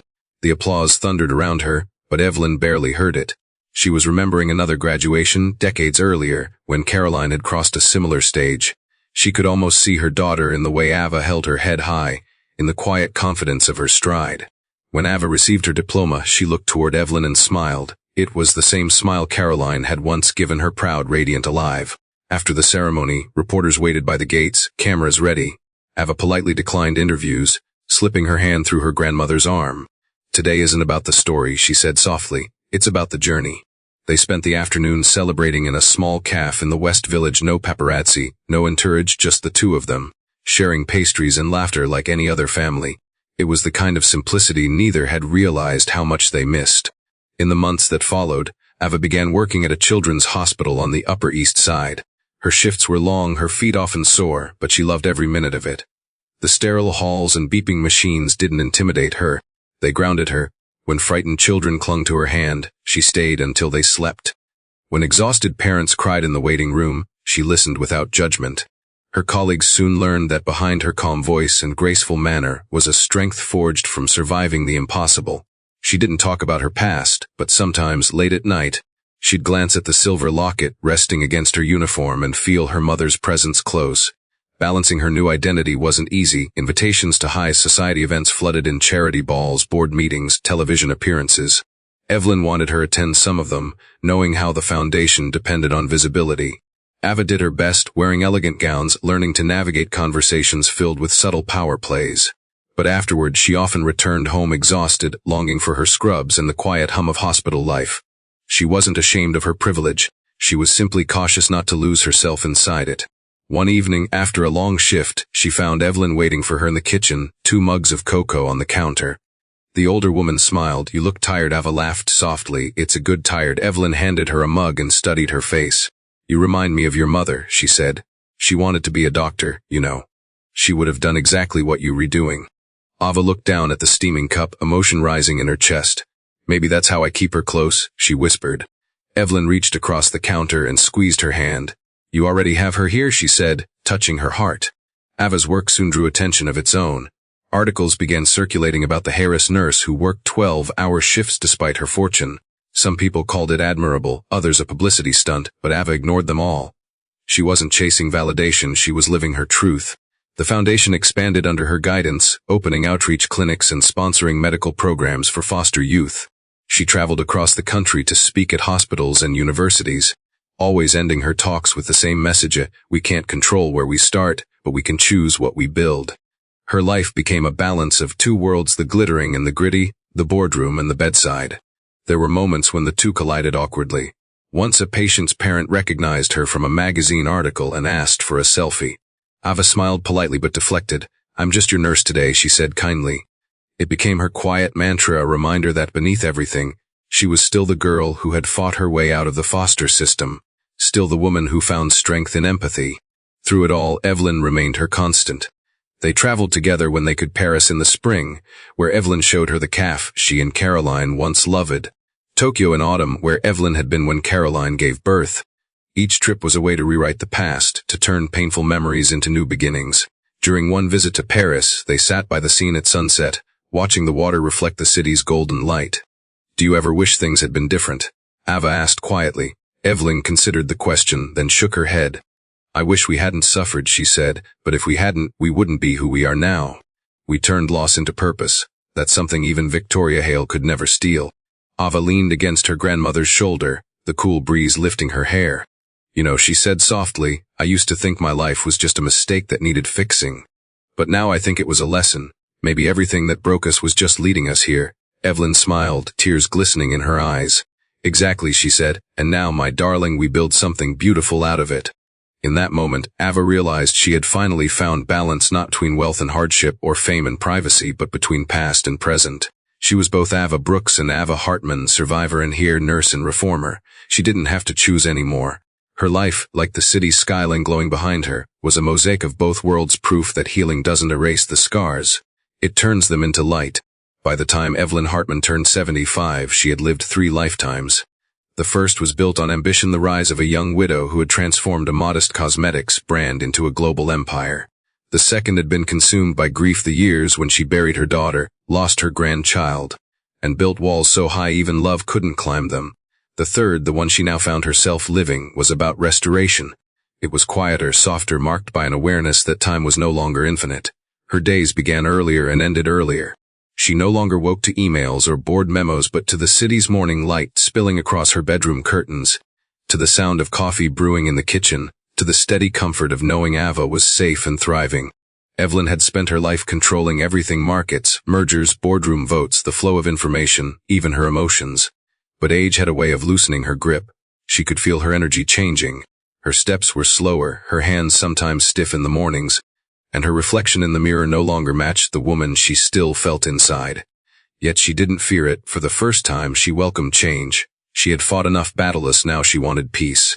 The company she had built from the ground up, Hartman Beauty Group, was stronger than ever. Its name had become synonymous with elegance and innovation, but Evelyn had come to understand that success meant little without continuity. She didn't want to die behind a desk, clutching power. She wanted to leave something living behind, something that could evolve. Her advisors had begun urging her to appoint a successor. For years she had resisted, claiming no one could understand the company as she did. But now she saw the irony in that belief. The same need for control that had once made her great had nearly destroyed her. It was time to let go. She called a private meeting with her board, arriving not as the indomitable figure they'd always known, but as a woman ready to pass the torch. "I've built this company to last beyond me," she told them. "The next chapter belongs to new hands." There was a murmur around the room, surprise, disbelief, even sadness, but Evelyn's tone left no room for argument. She announced that she would remain as chair emeritus, a mentor, but would no longer oversee daily operations. "Legacy isn't about keeping your name on the door," she said. "It's about ensuring the work continues with integrity." That evening, she returned home and found Ava sitting at the kitchen island, her laptop open, typing notes for the foundation's upcoming fundraiser. Evelyn watched her granddaughter for a moment, the quiet focus, the strength in her posture, the ease with which she balanced purpose and humility. Caroline's spirit was there, reborn in a different generation. "You remind me so much of your mother," she said finally, taking a seat beside her. Ava smiled. "You say that every time you look at me." Evelyn laughed softly. "That's because it's true." They ate dinner together, simple roasted chicken and salad, while the city glowed outside the floor-to-ceiling windows. Halfway through, Evelyn set down her fork. "I spoke to the board today," she said. "I'm stepping down as CEO." Ava looked up, surprised. "Really? I didn't think you'd ever retire." Evelyn chuckled. "Neither did I, but there's a point when holding on becomes selfish. The company doesn't need me to survive anymore. It needs freedom to grow." She paused, studying Ava's face. "I want to spend the time I have left doing things that matter to us, to your mother's memory. The foundation, the children, the cause. That's where my heart is now." Ava nodded slowly, admiration mixing with concern. "Are you sure you're ready to let it go?" Evelyn smiled, her expression both wistful and certain. "It's taken me 75 years to learn that letting go isn't loss, it's trust." She reached across the table and took Ava's hand. "And I trust you, darling, more than anyone." Over the next months, Evelyn began a graceful transition. She trained her successor, a younger executive she'd personally mentored for years, ensuring the company's future would remain grounded in the values she'd built. But her focus shifted almost entirely to the Caroline Hartman Foundation. There she worked alongside Ava, attending meetings, brainstorming initiatives, and helping guide the organization's long-term strategy. Unlike the boardroom, the foundation brought her peace instead of pressure. It was filled with laughter, with stories of children finding families, of hospitals changing protocols because of their influence. Every success was a quiet victory against the darkness that had once defined her. As winter came, Evelyn found herself slowing down further. She spent more time reading, revisiting old journals, and writing letters to old friends, to Caroline and to Ava. She wanted her granddaughter to have something tangible to hold when she was gone, something beyond photographs and memories. One letter began, "My darling Ava, if you're rereading this, I hope you know that you healed me. You gave my life back its meaning." Another read, "Power means nothing if it ends with you. Pass it on. Let it grow." One quiet afternoon, she asked Ava to accompany her to the foundation's headquarters. The building, a sleek glass structure in downtown Manhattan, was bustling with volunteers preparing for an upcoming gala. Evelyn led her to the memorial wall, where the original silver locket hung encased in glass. "I want this to stay here forever," she said softly, "not as a reminder of what we lost, but of what we rebuilt." Ava touched the glass, her reflection mingling with her grandmother's beside it. "You've rebuilt everything," she said. Evelyn shook her head gently. "No, my dear, we did, and now it's your turn to keep building." A few weeks later, Evelyn called for a small family dinner at her penthouse, just a handful of close friends, board members, and Ava. It was both a celebration and a farewell of sorts. As dessert was served, she stood, raising her glass. Her voice, though softer with age, carried the same command it always had. "I've spent a lifetime chasing perfection," she began. "But I've learned that perfection is cold, it doesn't hug you back. What matters is love, the kind that survives loss and finds its way home." She turned to Ava. "I thought I had lost everything, but you proved that even the worst tragedies can give birth to miracles. You are mine." That night, after the guests had gone, Ava found Evelyn sitting by the window wrapped in a shawl, staring at the skyline. "You okay?" she asked gently. Evelyn smiled, "Just thinking. I spent half my life fighting to be seen, to be respected. And yet the most meaningful thing I ever did was finding you." She reached for Ava's hand, her grip still firm despite the years. "Promise me something," she said. "Promise that you'll live fully, that you will love deeply, forgive quickly, and never let this world harden you." Ava felt her throat tighten. "I promise." Evelyn nodded, satisfied. "Good, then my work here is done." In the following months, Evelyn gradually withdrew from public life. She still attended foundation events but let Ava take the podium. Watching her granddaughter speak with conviction, Evelyn knew the legacy was in safe hands. The newspapers began referring to Ava as the new face of the Hartman legacy, and Evelyn couldn't have been prouder. She had built an empire, but Ava had given it a heart. Spring returned, and with it came Evelyn's favorite ritual, breakfast on the terrace, sunlight on her face, the scent of tulips drifting in from Central Park. One morning, she looked out over the skyline, the same city that had once tested her beyond measure, and whispered a quiet thank you to the universe. Life had come full circle. She had built, lost, and rebuilt again, and now, surrounded by love and legacy, she finally allowed herself to rest. Time, Evelyn Hartman had learned, does not ask permission. It moves quietly, like a tide that recedes inch by inch until one day you realize the shore has changed. In the years after her retirement, she felt that slow retreat with a strange mixture of acceptance and awe. She no longer rushed to meetings or checked her phone every 10 minutes. Her world had grown smaller but richer, a handful of close friends, the foundation she loved, and the granddaughter who had become both her legacy and her heart. The city that had once defined her success now felt like a companion rather than a battlefield. Each morning she woke early to watch the sunrise spill gold over Central Park, sipping tea and whispering to herself that every new day was a gift she hadn't expected to see. Ava visited her almost every evening after work. Sometimes they'd sit in the penthouse library, the soft glow of the fireplace warming the air, and talk about everything and nothing. Evelyn would listen as Ava shared stories from the hospital, the children she cared for, the families she comforted, the tiny victories that kept her going. Those moments made Evelyn's heart swell with pride. She saw in Ava the culmination of everything she had fought for: compassion without weakness, strength without arrogance, a woman capable of turning pain into purpose. "You've made peace with the world," Evelyn told her one night. "That's harder than conquering it." Ava smiled, resting her head against her grandmother's shoulder. "You taught me how." As the years passed, Evelyn's health began to falter. It started with small things: a fall in the garden, a fainting spell during a speech, things she brushed off with a laugh. But the doctors grew serious. Her heart was weakening, and though treatments could slow the decline, time could not be bargained with. Evelyn faced the news with the same calm determination she had brought to every challenge in her life. "I'm not afraid," she told Ava after her diagnosis. "I've had a full life. I've seen the worst and the best of what people can do. Now it's just my turn to rest. Ava, ever the fighter, refused to accept it easily. "You re not done yet," she insisted. Evelyn smiled gently. "Darling, we re never truly done. We just hand the work to the next set of hands." In the following months, Evelyn moved from the penthouse to her country home in Connecticut, a quiet estate surrounded by maple trees and wide fields that caught the wind like waves. Ava spent her weekends there, sometimes bringing files from the foundation so they could review them together. Even as her strength waned, Evelyn's mind remained sharp. She still wrote notes in the margins of reports, offering insights, guiding policy decisions. But she also allowed herself moments of stillness. She gardened when she could, reread her favorite books, and spent long afternoons sitting by the lake, watching the reflection of clouds drift across the water. It was during one of those afternoons that she said, "You know, Ava, I used to think legacy was about being remembered. But now I think it's about what continues because of you. You re my continuation." Ava's life had become a careful balance of work, caregiving, and public duty. She had stepped fully into leadership of the Evelyn Hartman Foundation, expanding its reach to international programs for orphaned and displaced children. Yet every decision she made was guided by Evelyn's principles. Even the board referred to her as Evelyn's Echo, a compliment that made her both proud and wistful. On her 32nd birthday, she held a small dinner at the country house, just family and a few close friends. Evelyn, frail but radiant, raised a glass to her, "To the future," she said, "and to the women who will shape it." Her hand trembled slightly, but her smile was steady. Winter came early that year. The days grew shorter, the air colder, and Evelyn spent more time indoors. Her doctor visited weekly, monitoring her condition, but she insisted on staying at home. She didn't want hospitals or sterile hallways. She wanted to be surrounded by the warmth of her memories, photographs of Caroline, sketches from Ava's childhood, the faint scent of lavender from her garden pressed into sachets on her nightstand.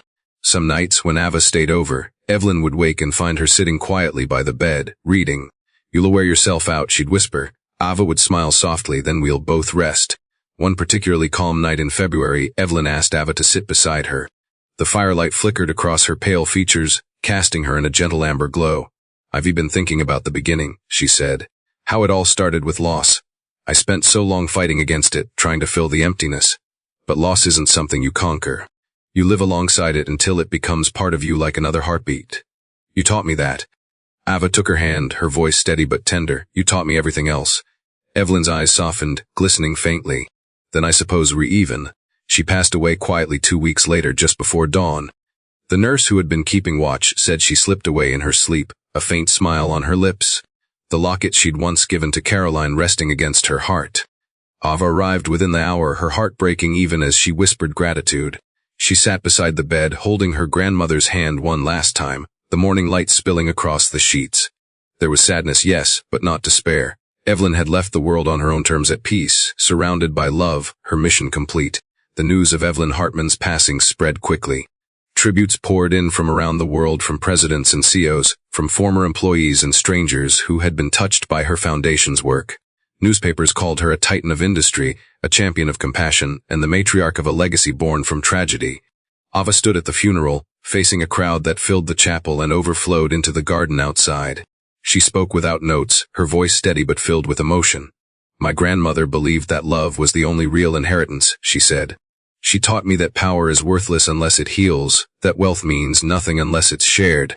She left behind more than a company or a foundation. She left behind a way of living with courage, kindness, and purpose. And I will carry that forward for as long as I breathe." After the service, Ava returned to the country estate, unable to leave yet. The house felt different without Evelyn, quieter but not empty. She walked through each room, touching the things her grandmother had loved, the piano Caroline once played, the portrait of her younger self in the hallway, the garden visible through the frosted windows. In Evelyn's study, she found a sealed envelope with her name written in graceful cursive. Inside was a single page. "My darling girl," it began, "if you rereading this, it means I've gone to where your mother has been waiting for me. Don't mourn too long. I've had a life fuller than I deserved, and you were the best part of it. Remember this, you are enough, you always were. Lead with love, the rest will follow, grandmother." Ava pressed the letter to her chest and wept quietly, not from despair but from gratitude. She spent the rest of the day walking the property, letting memories rise and settle. When evening came, she stood by the lake where Evelyn used to sit and whispered a promise to the wind. "I'll keep building," she said, "I'll keep loving." In the months that followed, Ava turned her grief into motion. She organized a global initiative in Evelyn's honor, the Hartman Fellowship. offering scholarships to young women in foster care who dreamed of studying medicine or social work. She also opened a new division of the foundation focused on mental health for children in transition.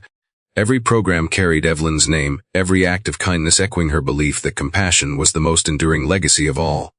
And sometimes late at night, when Ava finished her rounds at the hospital or returned from another conference, she'd take out the silver locket, the same one that had bound 3 generations, and hold it to her heart. The metal was worn smooth from decades of touch, but its meaning had never faded.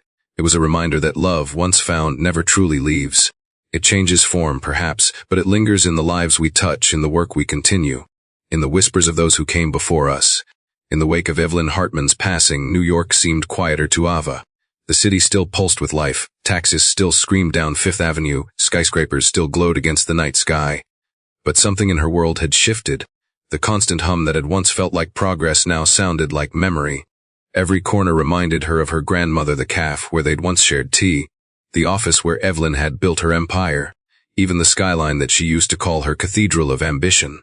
Ava felt her presence everywhere, not as a ghost but as a guiding force.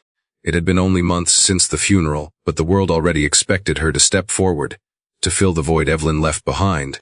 She didn't rush into it. Grief is a slow teacher, and Ava had learned that healing required time, not headlines. For weeks, she worked quietly from her apartment, answering letters of condolence, reviewing proposals, rereading Evelyn's notes. The foundation continued its operations smoothly thanks to the infrastructure her grandmother had built, but there was a sense of waiting, of anticipation for what Ava would do next. The press speculated endlessly. Would she expand globally? Would she merge with other philanthropic networks? Would she leave nursing behind and become a full-time executive? Ava ignored it all. She wasn't ready to replace Evelyn. She wanted to honor her. One night, unable to sleep, she returned to the Caroline Hartman Foundation headquarters. The building stood tall and luminous in the heart of Manhattan, its lobby filled with portraits of children whose lives had been changed by their work. The memorial display still shone softly under its glass case, the silver locket, Caroline's photograph, Evelyn's quote etched in brass, "Love is the only true inheritance." Ava stood before it for a long time, the echo of those words settling deep within her. She realized then that Evelyn hadn't built this for herself, she'd built it for her. The foundation wasn't a monument, it was a torch, and it was Ava's turn to carry it. The next morning, she called an emergency meeting of the foundation's board. The members, philanthropists, doctors, educators, sat waiting in the gleaming conference room, curious about the sudden summons. When Ava entered, she carried herself differently, no longer hesitant or overshadowed by lineage, but steady, clear, resolved. "I know many of you wonder what's next," she began. "My grandmother created this foundation out of grief. But it's time we let it grow from gratitude." She paused, meeting each face in the room. "The world doesn't need more monuments to tragedy. It needs solutions, so we're going to build them." She unveiled her vision, the Global Hartman Initiative, an expansion of the foundation's mission beyond the United States. The goal was to partner with hospitals, orphanages, and relief organizations across the world, not just to rescue lost children, but to prevent their loss in the first place. She outlined programs for refugee families separated during crisis, mobile medical units for rural communities, and digital aid systems to track and protect vulnerable newborns. The plan was ambitious, even audacious, but it bore Evelyn's signature spirit of fearlessness. When Ava finished, the boardroom was silent for a heartbeat before erupting into applause. In that moment, they no longer saw her as Evelyn's successor. They saw her as a leader in her own right. Within months, the Global Hartman Initiative became a reality. The first international branch opened in Nairobi, followed by others in Manila, Buenos Aires, and Warsaw.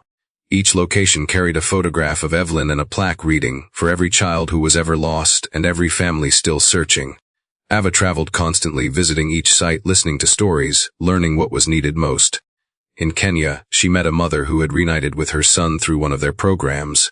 In the Philippines, she watched a hospital implement the foundation's newborn aid technology and save 3 infants in its first week. Each success reminded her of why Evelyn had fought so hard, not for fame or forgiveness, but for futures. Despite the growing global spotlight, Ava remained grounded. She still worked occasional shifts at the Children's Hospital in New York, refusing to let her public identity erase her personal purpose. Her colleagues admired her humility. To them, she wasn't the Hartman heiress. She was the nurse who stayed late, the woman who remembered every patient's name. One evening, a little girl recovering from surgery handed her a handmade card that said, "Thank you for helping me be brave." Ava smiled through tears, hearing Evelyn's voice in her memory, "Power means nothing if it doesn't heal." The media soon crowned her the new face of compassion. Magazine covers, interviews, and documentaries followed. Yet Eva handled fame the same way she handled grief, quietly, intentionally. She used her platform to speak about systemic reform rather than herself. Her speeches blended empathy and pragmatism, always circling back to her grandmother's teachings. The measure of a life, she said at one summit, is not in what you build, but in what continues when you re-gone. My grandmother taught me that. Now I want to teach it to the world. Her leadership brought recognition the foundation had never seen. Within 3 years, it became one of the top humanitarian organizations in the world, winning awards for innovation and transparency. But Eva wasn't chasing accolades, she was chasing impact. She often declined invitations to lavish galas, preferring to visit local shelters or hospitals where the foundation's work was being done. This, she would tell her staff, is where the real legacy lives. Amid all the success, there were still moments when she missed Evelyn so sharply it felt like an H. On the anniversary of her grandmother's passing, Eva returned to the Connecticut estate. The garden was in full bloom, the lake reflecting a soft summer sky. She sat on the old wooden bench where Evelyn had once loved to read, her thoughts drifting between past and present. From her purse, she took the letter Evelyn had left her, worn now from being read too many times, and read it again. Lead with love, the rest will follow. The words carried new meaning each year, reshaping themselves to fit the woman Eva had become. That evening, she walked to the water's edge and watched the light fade. Fireflies hovered over the grass, their glow flickering like tiny blessings. She whispered into the quiet air, "I hope you re proud of me." And though there was no answer, she felt it, a warmth, a calm, the same presence she'd always felt when Evelyn stood beside her. Back in New York, Eva launched one final project in her grandmother's name, the Hartman Legacy Center, a sprawling facility dedicated to research, mentorship, and global collaboration on child welfare reform. Inside its lobby hung a massive mural depicting 3 generations of women: Caroline, Evelyn, and Eva, their faces connected by a single silver thread shaped like the locket. The mural's inscription read, "Out of loss, we built love." On opening day, as Eva cut the ribbon, she looked out at the crowd: children, doctors, leaders, families, and felt an overwhelming surge of gratitude. Every tear, every fight, every broken piece of their story had led here. When the applause faded, she stood before the audience and spoke softly but with conviction. "My grandmother believed that love could outlast anything, even time. She was right, because love, when it's shared, becomes legacy." Her voice trembled slightly as she looked toward the sky beyond the glass ceiling. "And Evelyn Hartman's love will never stop working." As the evening light poured into the atrium, catching the glint of the mural's silver thread, Eva finally felt whole. She was no longer the girl lost in a hospital bathroom, nor the waitress discovered by chance. She was the woman her grandmother had seen in her all along, a bridge between past and future, carrying the light forward. The world outside bustled on, but within that building, surrounded by the echoes of 2 extraordinary women, Eva understood that some stories don't end. They expand. And as she stood there, founder, nurse, granddaughter, survivor, she smiled through quiet tears, whispering a final promise to the woman who had taught her how to live: "I'll keep it burning, Grandma. Always." Fame had never been something Eva Hartman chased, yet it followed her wherever she went. After the opening of the Hartman Legacy Center, her face appeared on magazine covers, her speeches were quoted across the world, and her foundation became a model for humanitarian reform. She was invited to summits, universities, even the United Nations, where she spoke about the rights of abandoned children and the invisible costs of neglect. To the public, she was the embodiment of compassion and resilience, a woman who had turned tragedy into triumph. But behind the polished interviews and glowing headlines, Eva was still learning how to live as herself, not just as a symbol. The work kept her busy. Too busy, some might have said. Her schedule was a blur of meetings, travel, hospital visits, and press engagements. Her phone never stopped buzzing. She thrived under pressure, but at night, when the city quieted and the lights outside her window softened, a different kind of silence filled her apartment. It was the silence of solitude, not painful but heavy. She had built a life filled with purpose, yet part of her wondered if she had left room for anything else. Evelyn had once told her, "Purpose without joy becomes duty. Don't forget to live." Those words lingered in her mind like a melody she couldn't stop humming. For years, Eva had avoided personal attachments. She had seen what loss could do, how it could hollow out even the strongest hearts. But now, with the foundation thriving and her grandmother's legacy secure, she began to feel the quiet pull of something she had long denied: the desire to love, to be known beyond her titles. It happened unexpectedly, as most things worth keeping do. She met Daniel Reed, no relation to the man whose crimes had shaped her past, at a charity conference in Chicago. He was a journalist who specialized in humanitarian stories, the kind of reporter who still believed in empathy over scandal. They spoke on a panel together about media responsibility and social advocacy. Afterward, he approached her with a mix of curiosity and respect. "You don't talk like a billionaire," he said, smiling. "That's because I'm not," she replied. "I'm just someone who knows what it feels like to be forgotten."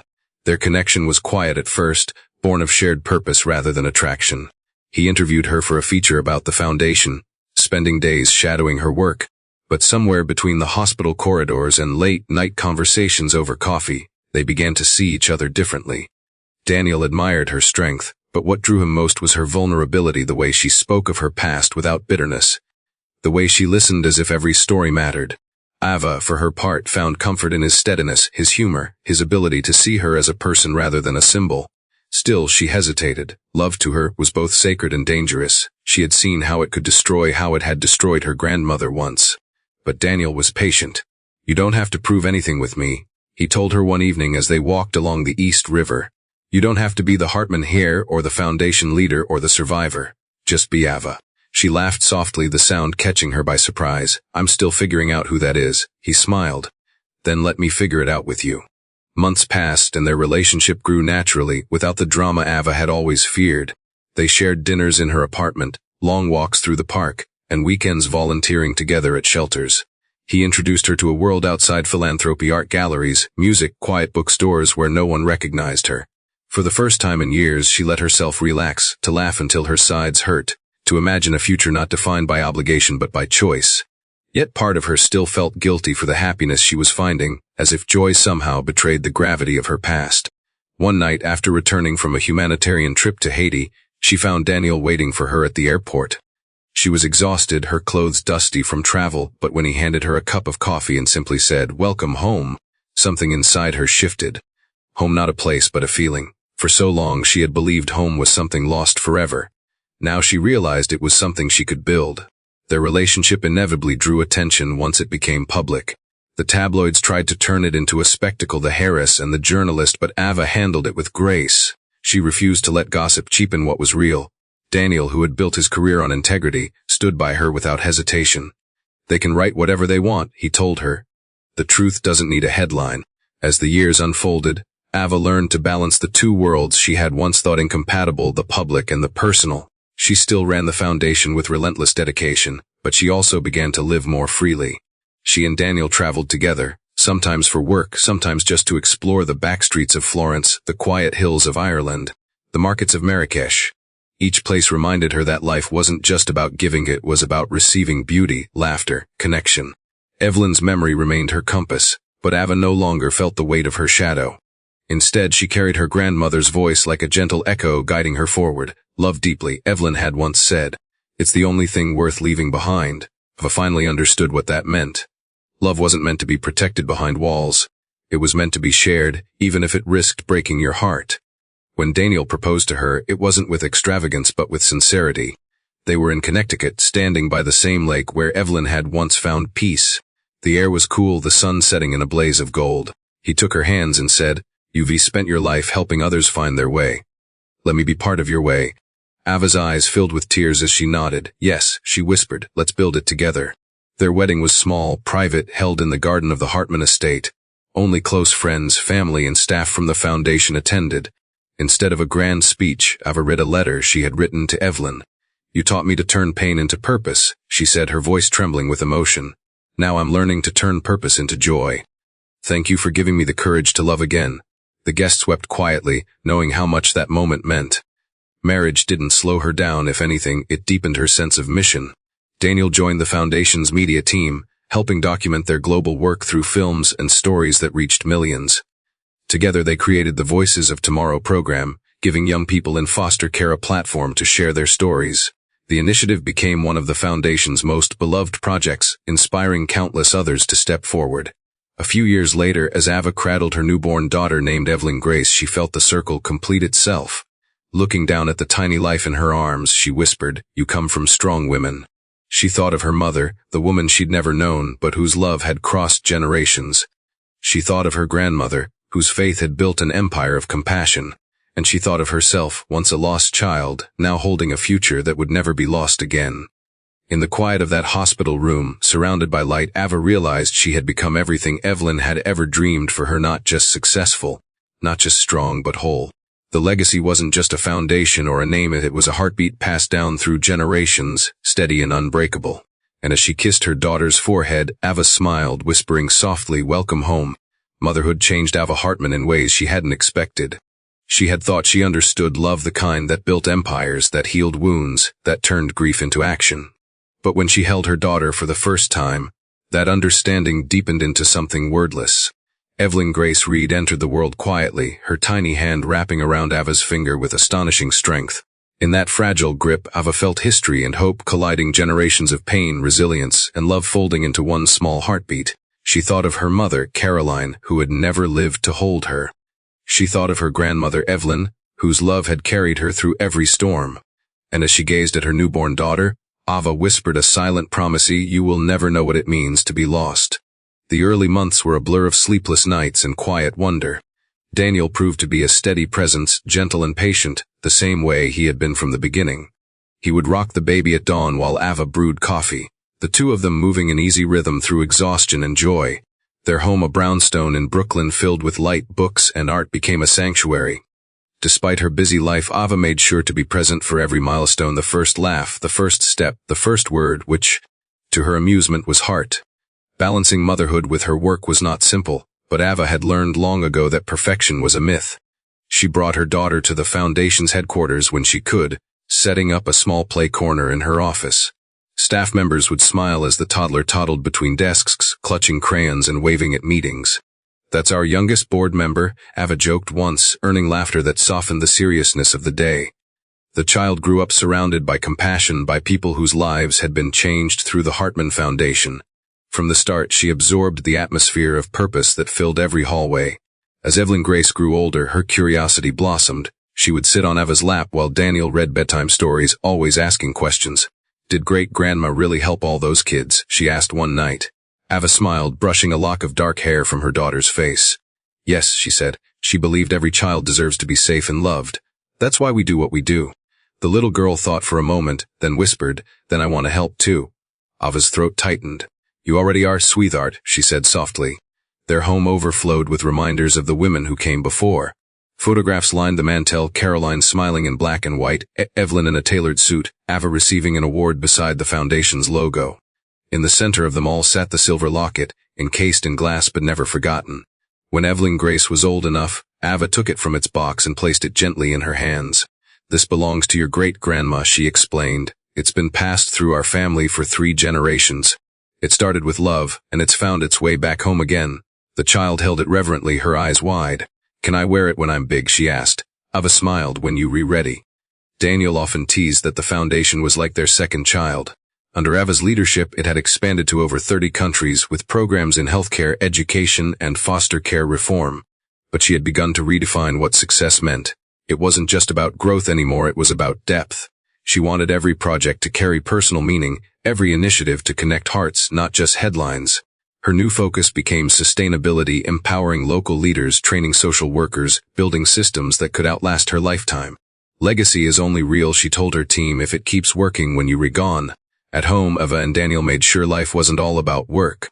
They cooked together on weekends, took family trips to the countryside, and built traditions that had nothing to do with philanthropy: Sunday pancakes, Friday movie nights, planting flowers in the spring. For Ava, these small rituals mattered as much as the grand achievements. They were proof that her family's story, once fractured by loss, had finally found its rhythm. When Evelyn Grace turned 6, the Foundation hosted its annual gala, the largest since its founding. The theme that year was Generations of Hope. Ava decided to bring her daughter for the first time, dressing her in a simple white dress with a tiny replica of the silver locket around her neck.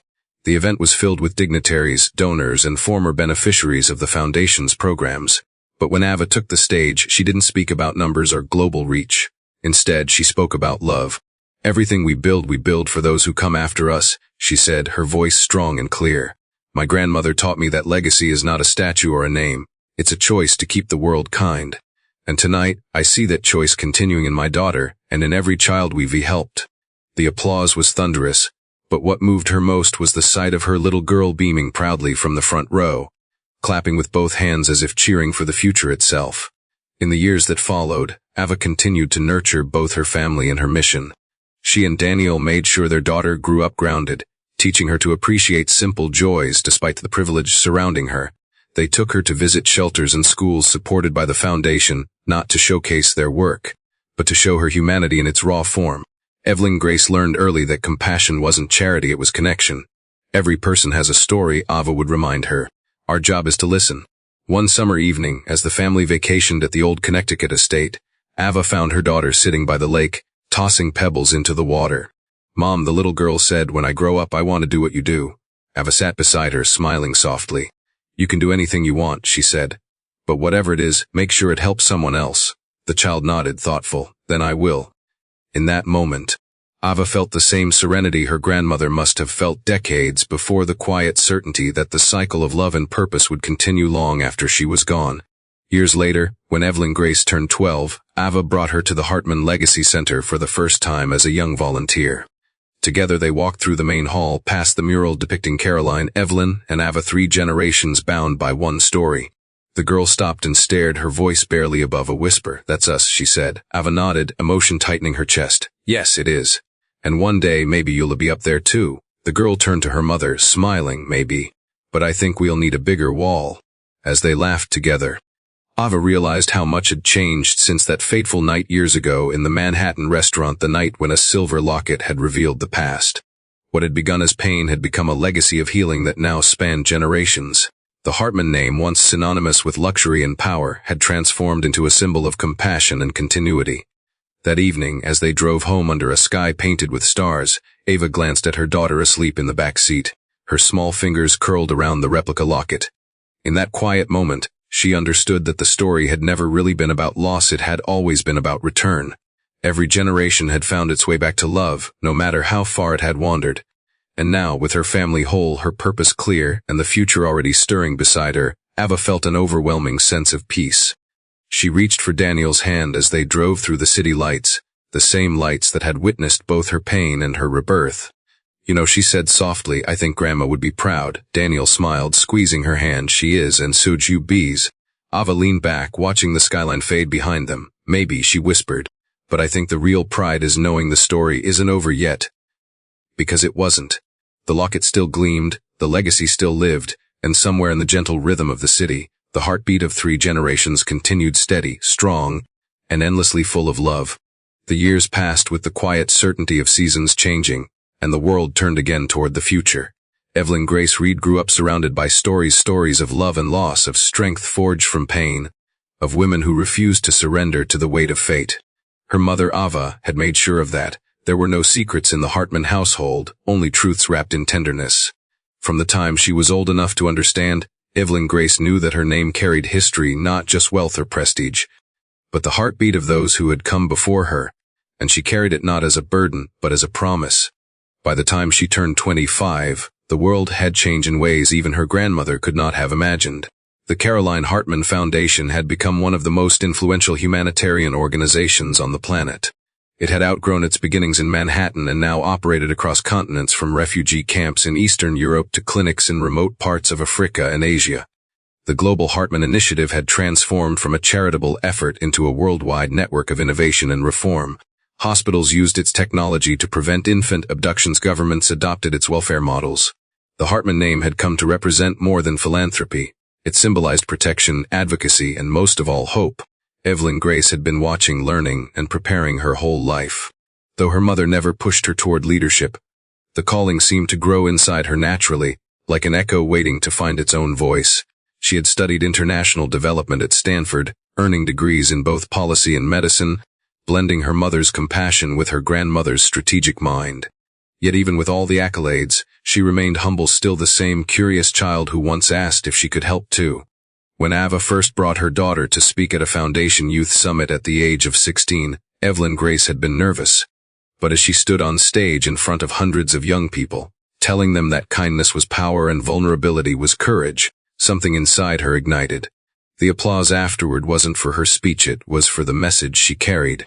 That was the day Ava saw what her mother must have once seen in her, the continuation of something bigger than any one life. Now, years later, Ava sat in the audience of another summit, this one global, held in Geneva watching her daughter step onto the stage as keynote speaker.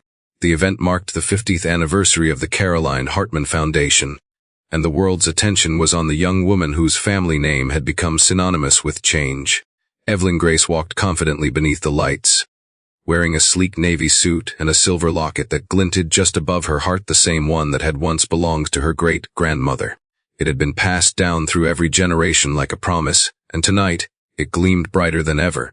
She began her speech not with statistics, but with a story, her family's story. 3 generations ago, she said, her voice calm but resonant, a woman lost her daughter and thought she'd lost her purpose. But love has a way of surviving what should have destroyed it.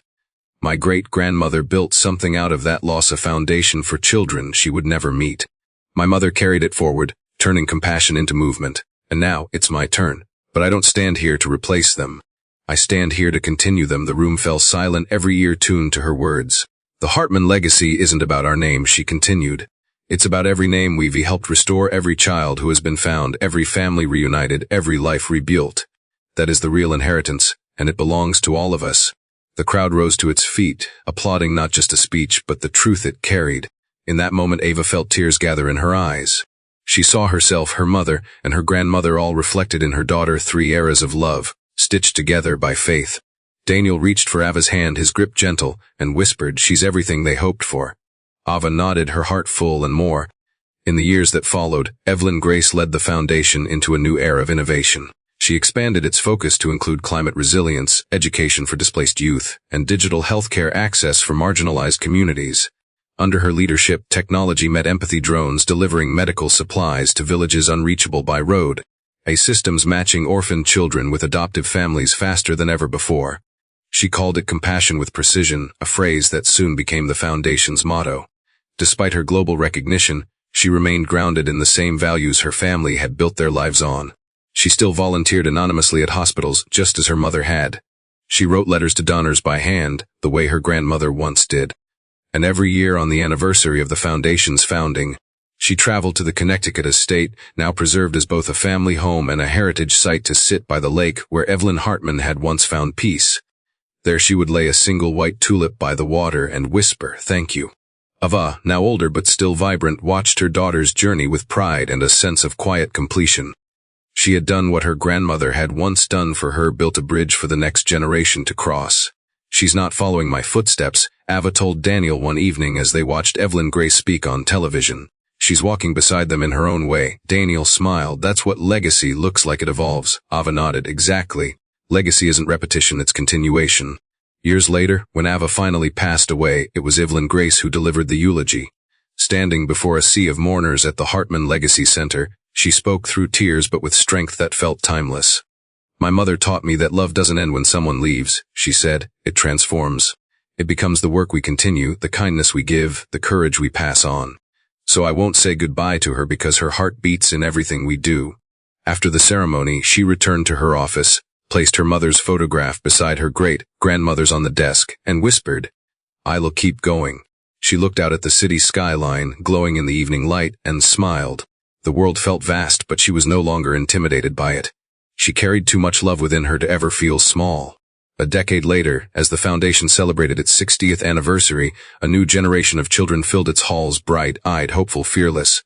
Evelyn Grace walked through the lobby, her steps echoing softly against the marble. She stopped in front of the mural of her family, Caroline, Evelyn, Ava, their faces immortalized in art and legacy. She traced her fingers along the silver thread connecting them, the same thread she now carried forward. Nearby, her own daughter, a little girl with curious eyes and a laugh like sunlight, was playing by the fountain, her laughter filling the hall. "Mommy," the child called, "look at the heart." She pointed to the mural where the silver locket glinted in the painted sunlight. Evelyn Grace smiled. "Yes," she said softly. "That heart belongs to all of us." As the day faded into twilight, she walked outside onto the terrace overlooking the city, the same city that had shaped 4 generations of Hartman women. The air smelled faintly of rain, the streets below alive with motion and memory. She held her daughter close, feeling the small heartbeat against her chest, and whispered the words that had carried through time like a prayer. "You come from strong women. You come from love, and no matter what happens, that love will always find its way home." The lights of New York shimmered like constellations, and for a moment, it was as if every star was a soul from her family watching, guiding, blessing. Evelyn Grace looked up, the silver locket warm against her skin, and felt at peace. The world moved on, but the legacy endured, not as history, but as a living, breathing promise, a testament that from one act of compassion, an entire lineage of love had blossomed. And so the story came full circle. What began with loss ended with life. What once was broken had become whole. And the name Hartman, born of tragedy, rebuilt through courage, and carried through love, continued to shine, not on buildings or in headlines, but in the hearts of those it had touched. For as long as love existed in the world, so too would their story. The story of the Hartman women is not just about wealth, loss, or destiny. It is, above all, a story about the quiet and relentless endurance of love, the kind that outlives tragedy, the kind that rebuilds even when everything seems beyond repair. From Evelyn Hartman's grief to Ava's rediscovery and Evelyn Grace's renewal, the family's journey teaches that no pain is wasted if it becomes the soil from which something better can grow. Life will break us, yes, but it will also hand us the tools to rebuild if we have the courage to pick them up. The greatest lesson hidden in their story is that legacy is not something we inherited, it is something we choose to continue. Evelyn's life began in power and ended in grace. For much of her journey, she believed control could protect her from pain. She built walls made of money, success, and reputation, thinking they could shield her heart from the chaos of loss. But grief has a way of stripping us down to what's real. When she lost her daughter and her grandchild, she discovered the emptiness of all that power. What healed her wasn't the fortune she built or the influence she commanded, it was the moment she dared to care again. In finding Ava, she found the courage to love without guarantees. Her transformation reminds us that redemption often begins the moment we stop pretending we are fine. Pain can harden us, but it can also refine us if we allow it to make us gentler instead of bitter. Evelyn's greatest victory was not rebuilding her empire, but reopening her heart. Ava's path carries the next truth, that identity is not something the world gives you, it's something you reclaim. She grew up believing she was nobody, a forgotten child in a system that often overlooks the invisible. Yet fate, in its mysterious way, placed her right back into the life that had been stolen from her.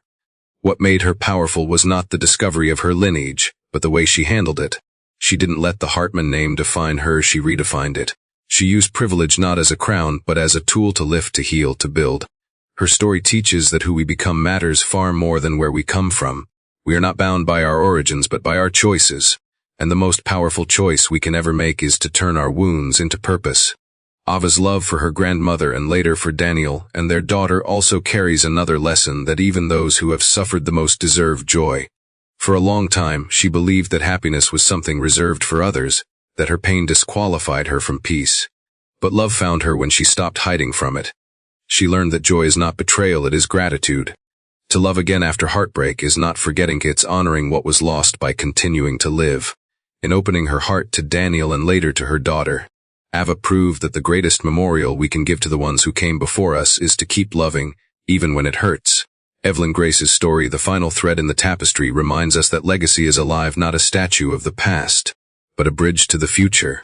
She inherited not just her family's name, but their history, their mistakes, and their triumphs. Yet she didn't let legacy become a museum of memories, she made it breathe. Through her, the Hartman Foundation evolved from a response to tragedy into a blueprint for compassion. She understood what her great-grandmother once learned the hard way, that love is not a possession, it's a responsibility. To carry love forward means to multiply it, to make it useful, to let it reach places it has never been before. Evelyn Grace showed that every generation has the power to take what was handed to them, whether pain or privilege, and turn it into something more. The Hartman women teach us that forgiveness is not weakness but wisdom. Evelyn had to forgive herself for her failures. Ava had to forgive a world that abandoned her. Evelyn Grace had to forgive the weight of expectations. Forgiveness, for them, was not a single act but a daily choice to let go of resentment, to keep moving, to create rather than destroy. In doing so, they discovered a peace that neither money nor recognition could ever buy. We live in a time that glorifies vengeance and control. But their story reminds us that the truest form of strength is the ability to choose mercy over bitterness, create light where others would build walls. There is also a lesson in the way they use their power. Too often power isolates, it builds distance between people. But the Hartman legacy became something different because its matriarchs turned power into connection. They didn't use influence to dominate. They used it to open doors for others. Evelyn rebuilt her company to fund change. Ava used her name to amplify the voices of the forgotten. Evelyn Grace used technology to expand compassion across borders. Together, They redefined what it means to lead, proving that leadership rooted in empathy can change the world far more profoundly than leadership driven by ego. Their lives ask a simple but difficult question: what are we doing with what we've been given? Perhaps the most moving truth of their story is how love echoes through time. The silver locket that passed from Caroline to Evelyn to Ava to Evelyn Grace was more than a keepsake. It was a symbol of continuity, of how love survives in tangible and invisible ways. We all carry our own lockets, the small tokens of memory that remind us who we are and where we come from. Sometimes they re-objects, other times they re-lessons, habits, or words whispered long ago. What matters is not what we inherit, but what we do with it. Love handed down means nothing if it's not lived forward. In the end, the story of the Hartman family is a mirror reflecting the parts of all of us that have been lost, found, broken, and rebuilt. It tells us that even when life fractures beyond recognition, meaning can still be made from the pieces. It reminds us that grief and hope are not opposites, but partners, that every ending contains a beginning if we have the courage to look for it. And it affirms that love, when truly lived, does not vanish with death or time. It moves through generations, through actions, through every hand that dares to carry it onward. So if there is one lasting lesson from their lives, it is this: you are never too lost to be found, never too broken to be rebuilt, and never too late to begin again. Legacy is not about being remembered, it is about remembering to love while you still can. The Hartman women did not conquer the world. They changed it quietly, steadily, one act of compassion at a time. And in doing so, they proved a truth that will outlive them all. Love is not just an emotion or a story, it is a force. It endures, it evolves, and when passed from heart to heart, it becomes the most powerful inheritance of all. If you found this content helpful, don't forget to like, subscribe, and turn on the notification bell so you won't miss any of my latest videos. If you have any ideas or topics you'd like me to cover, leave a comment below. I always read all your comments.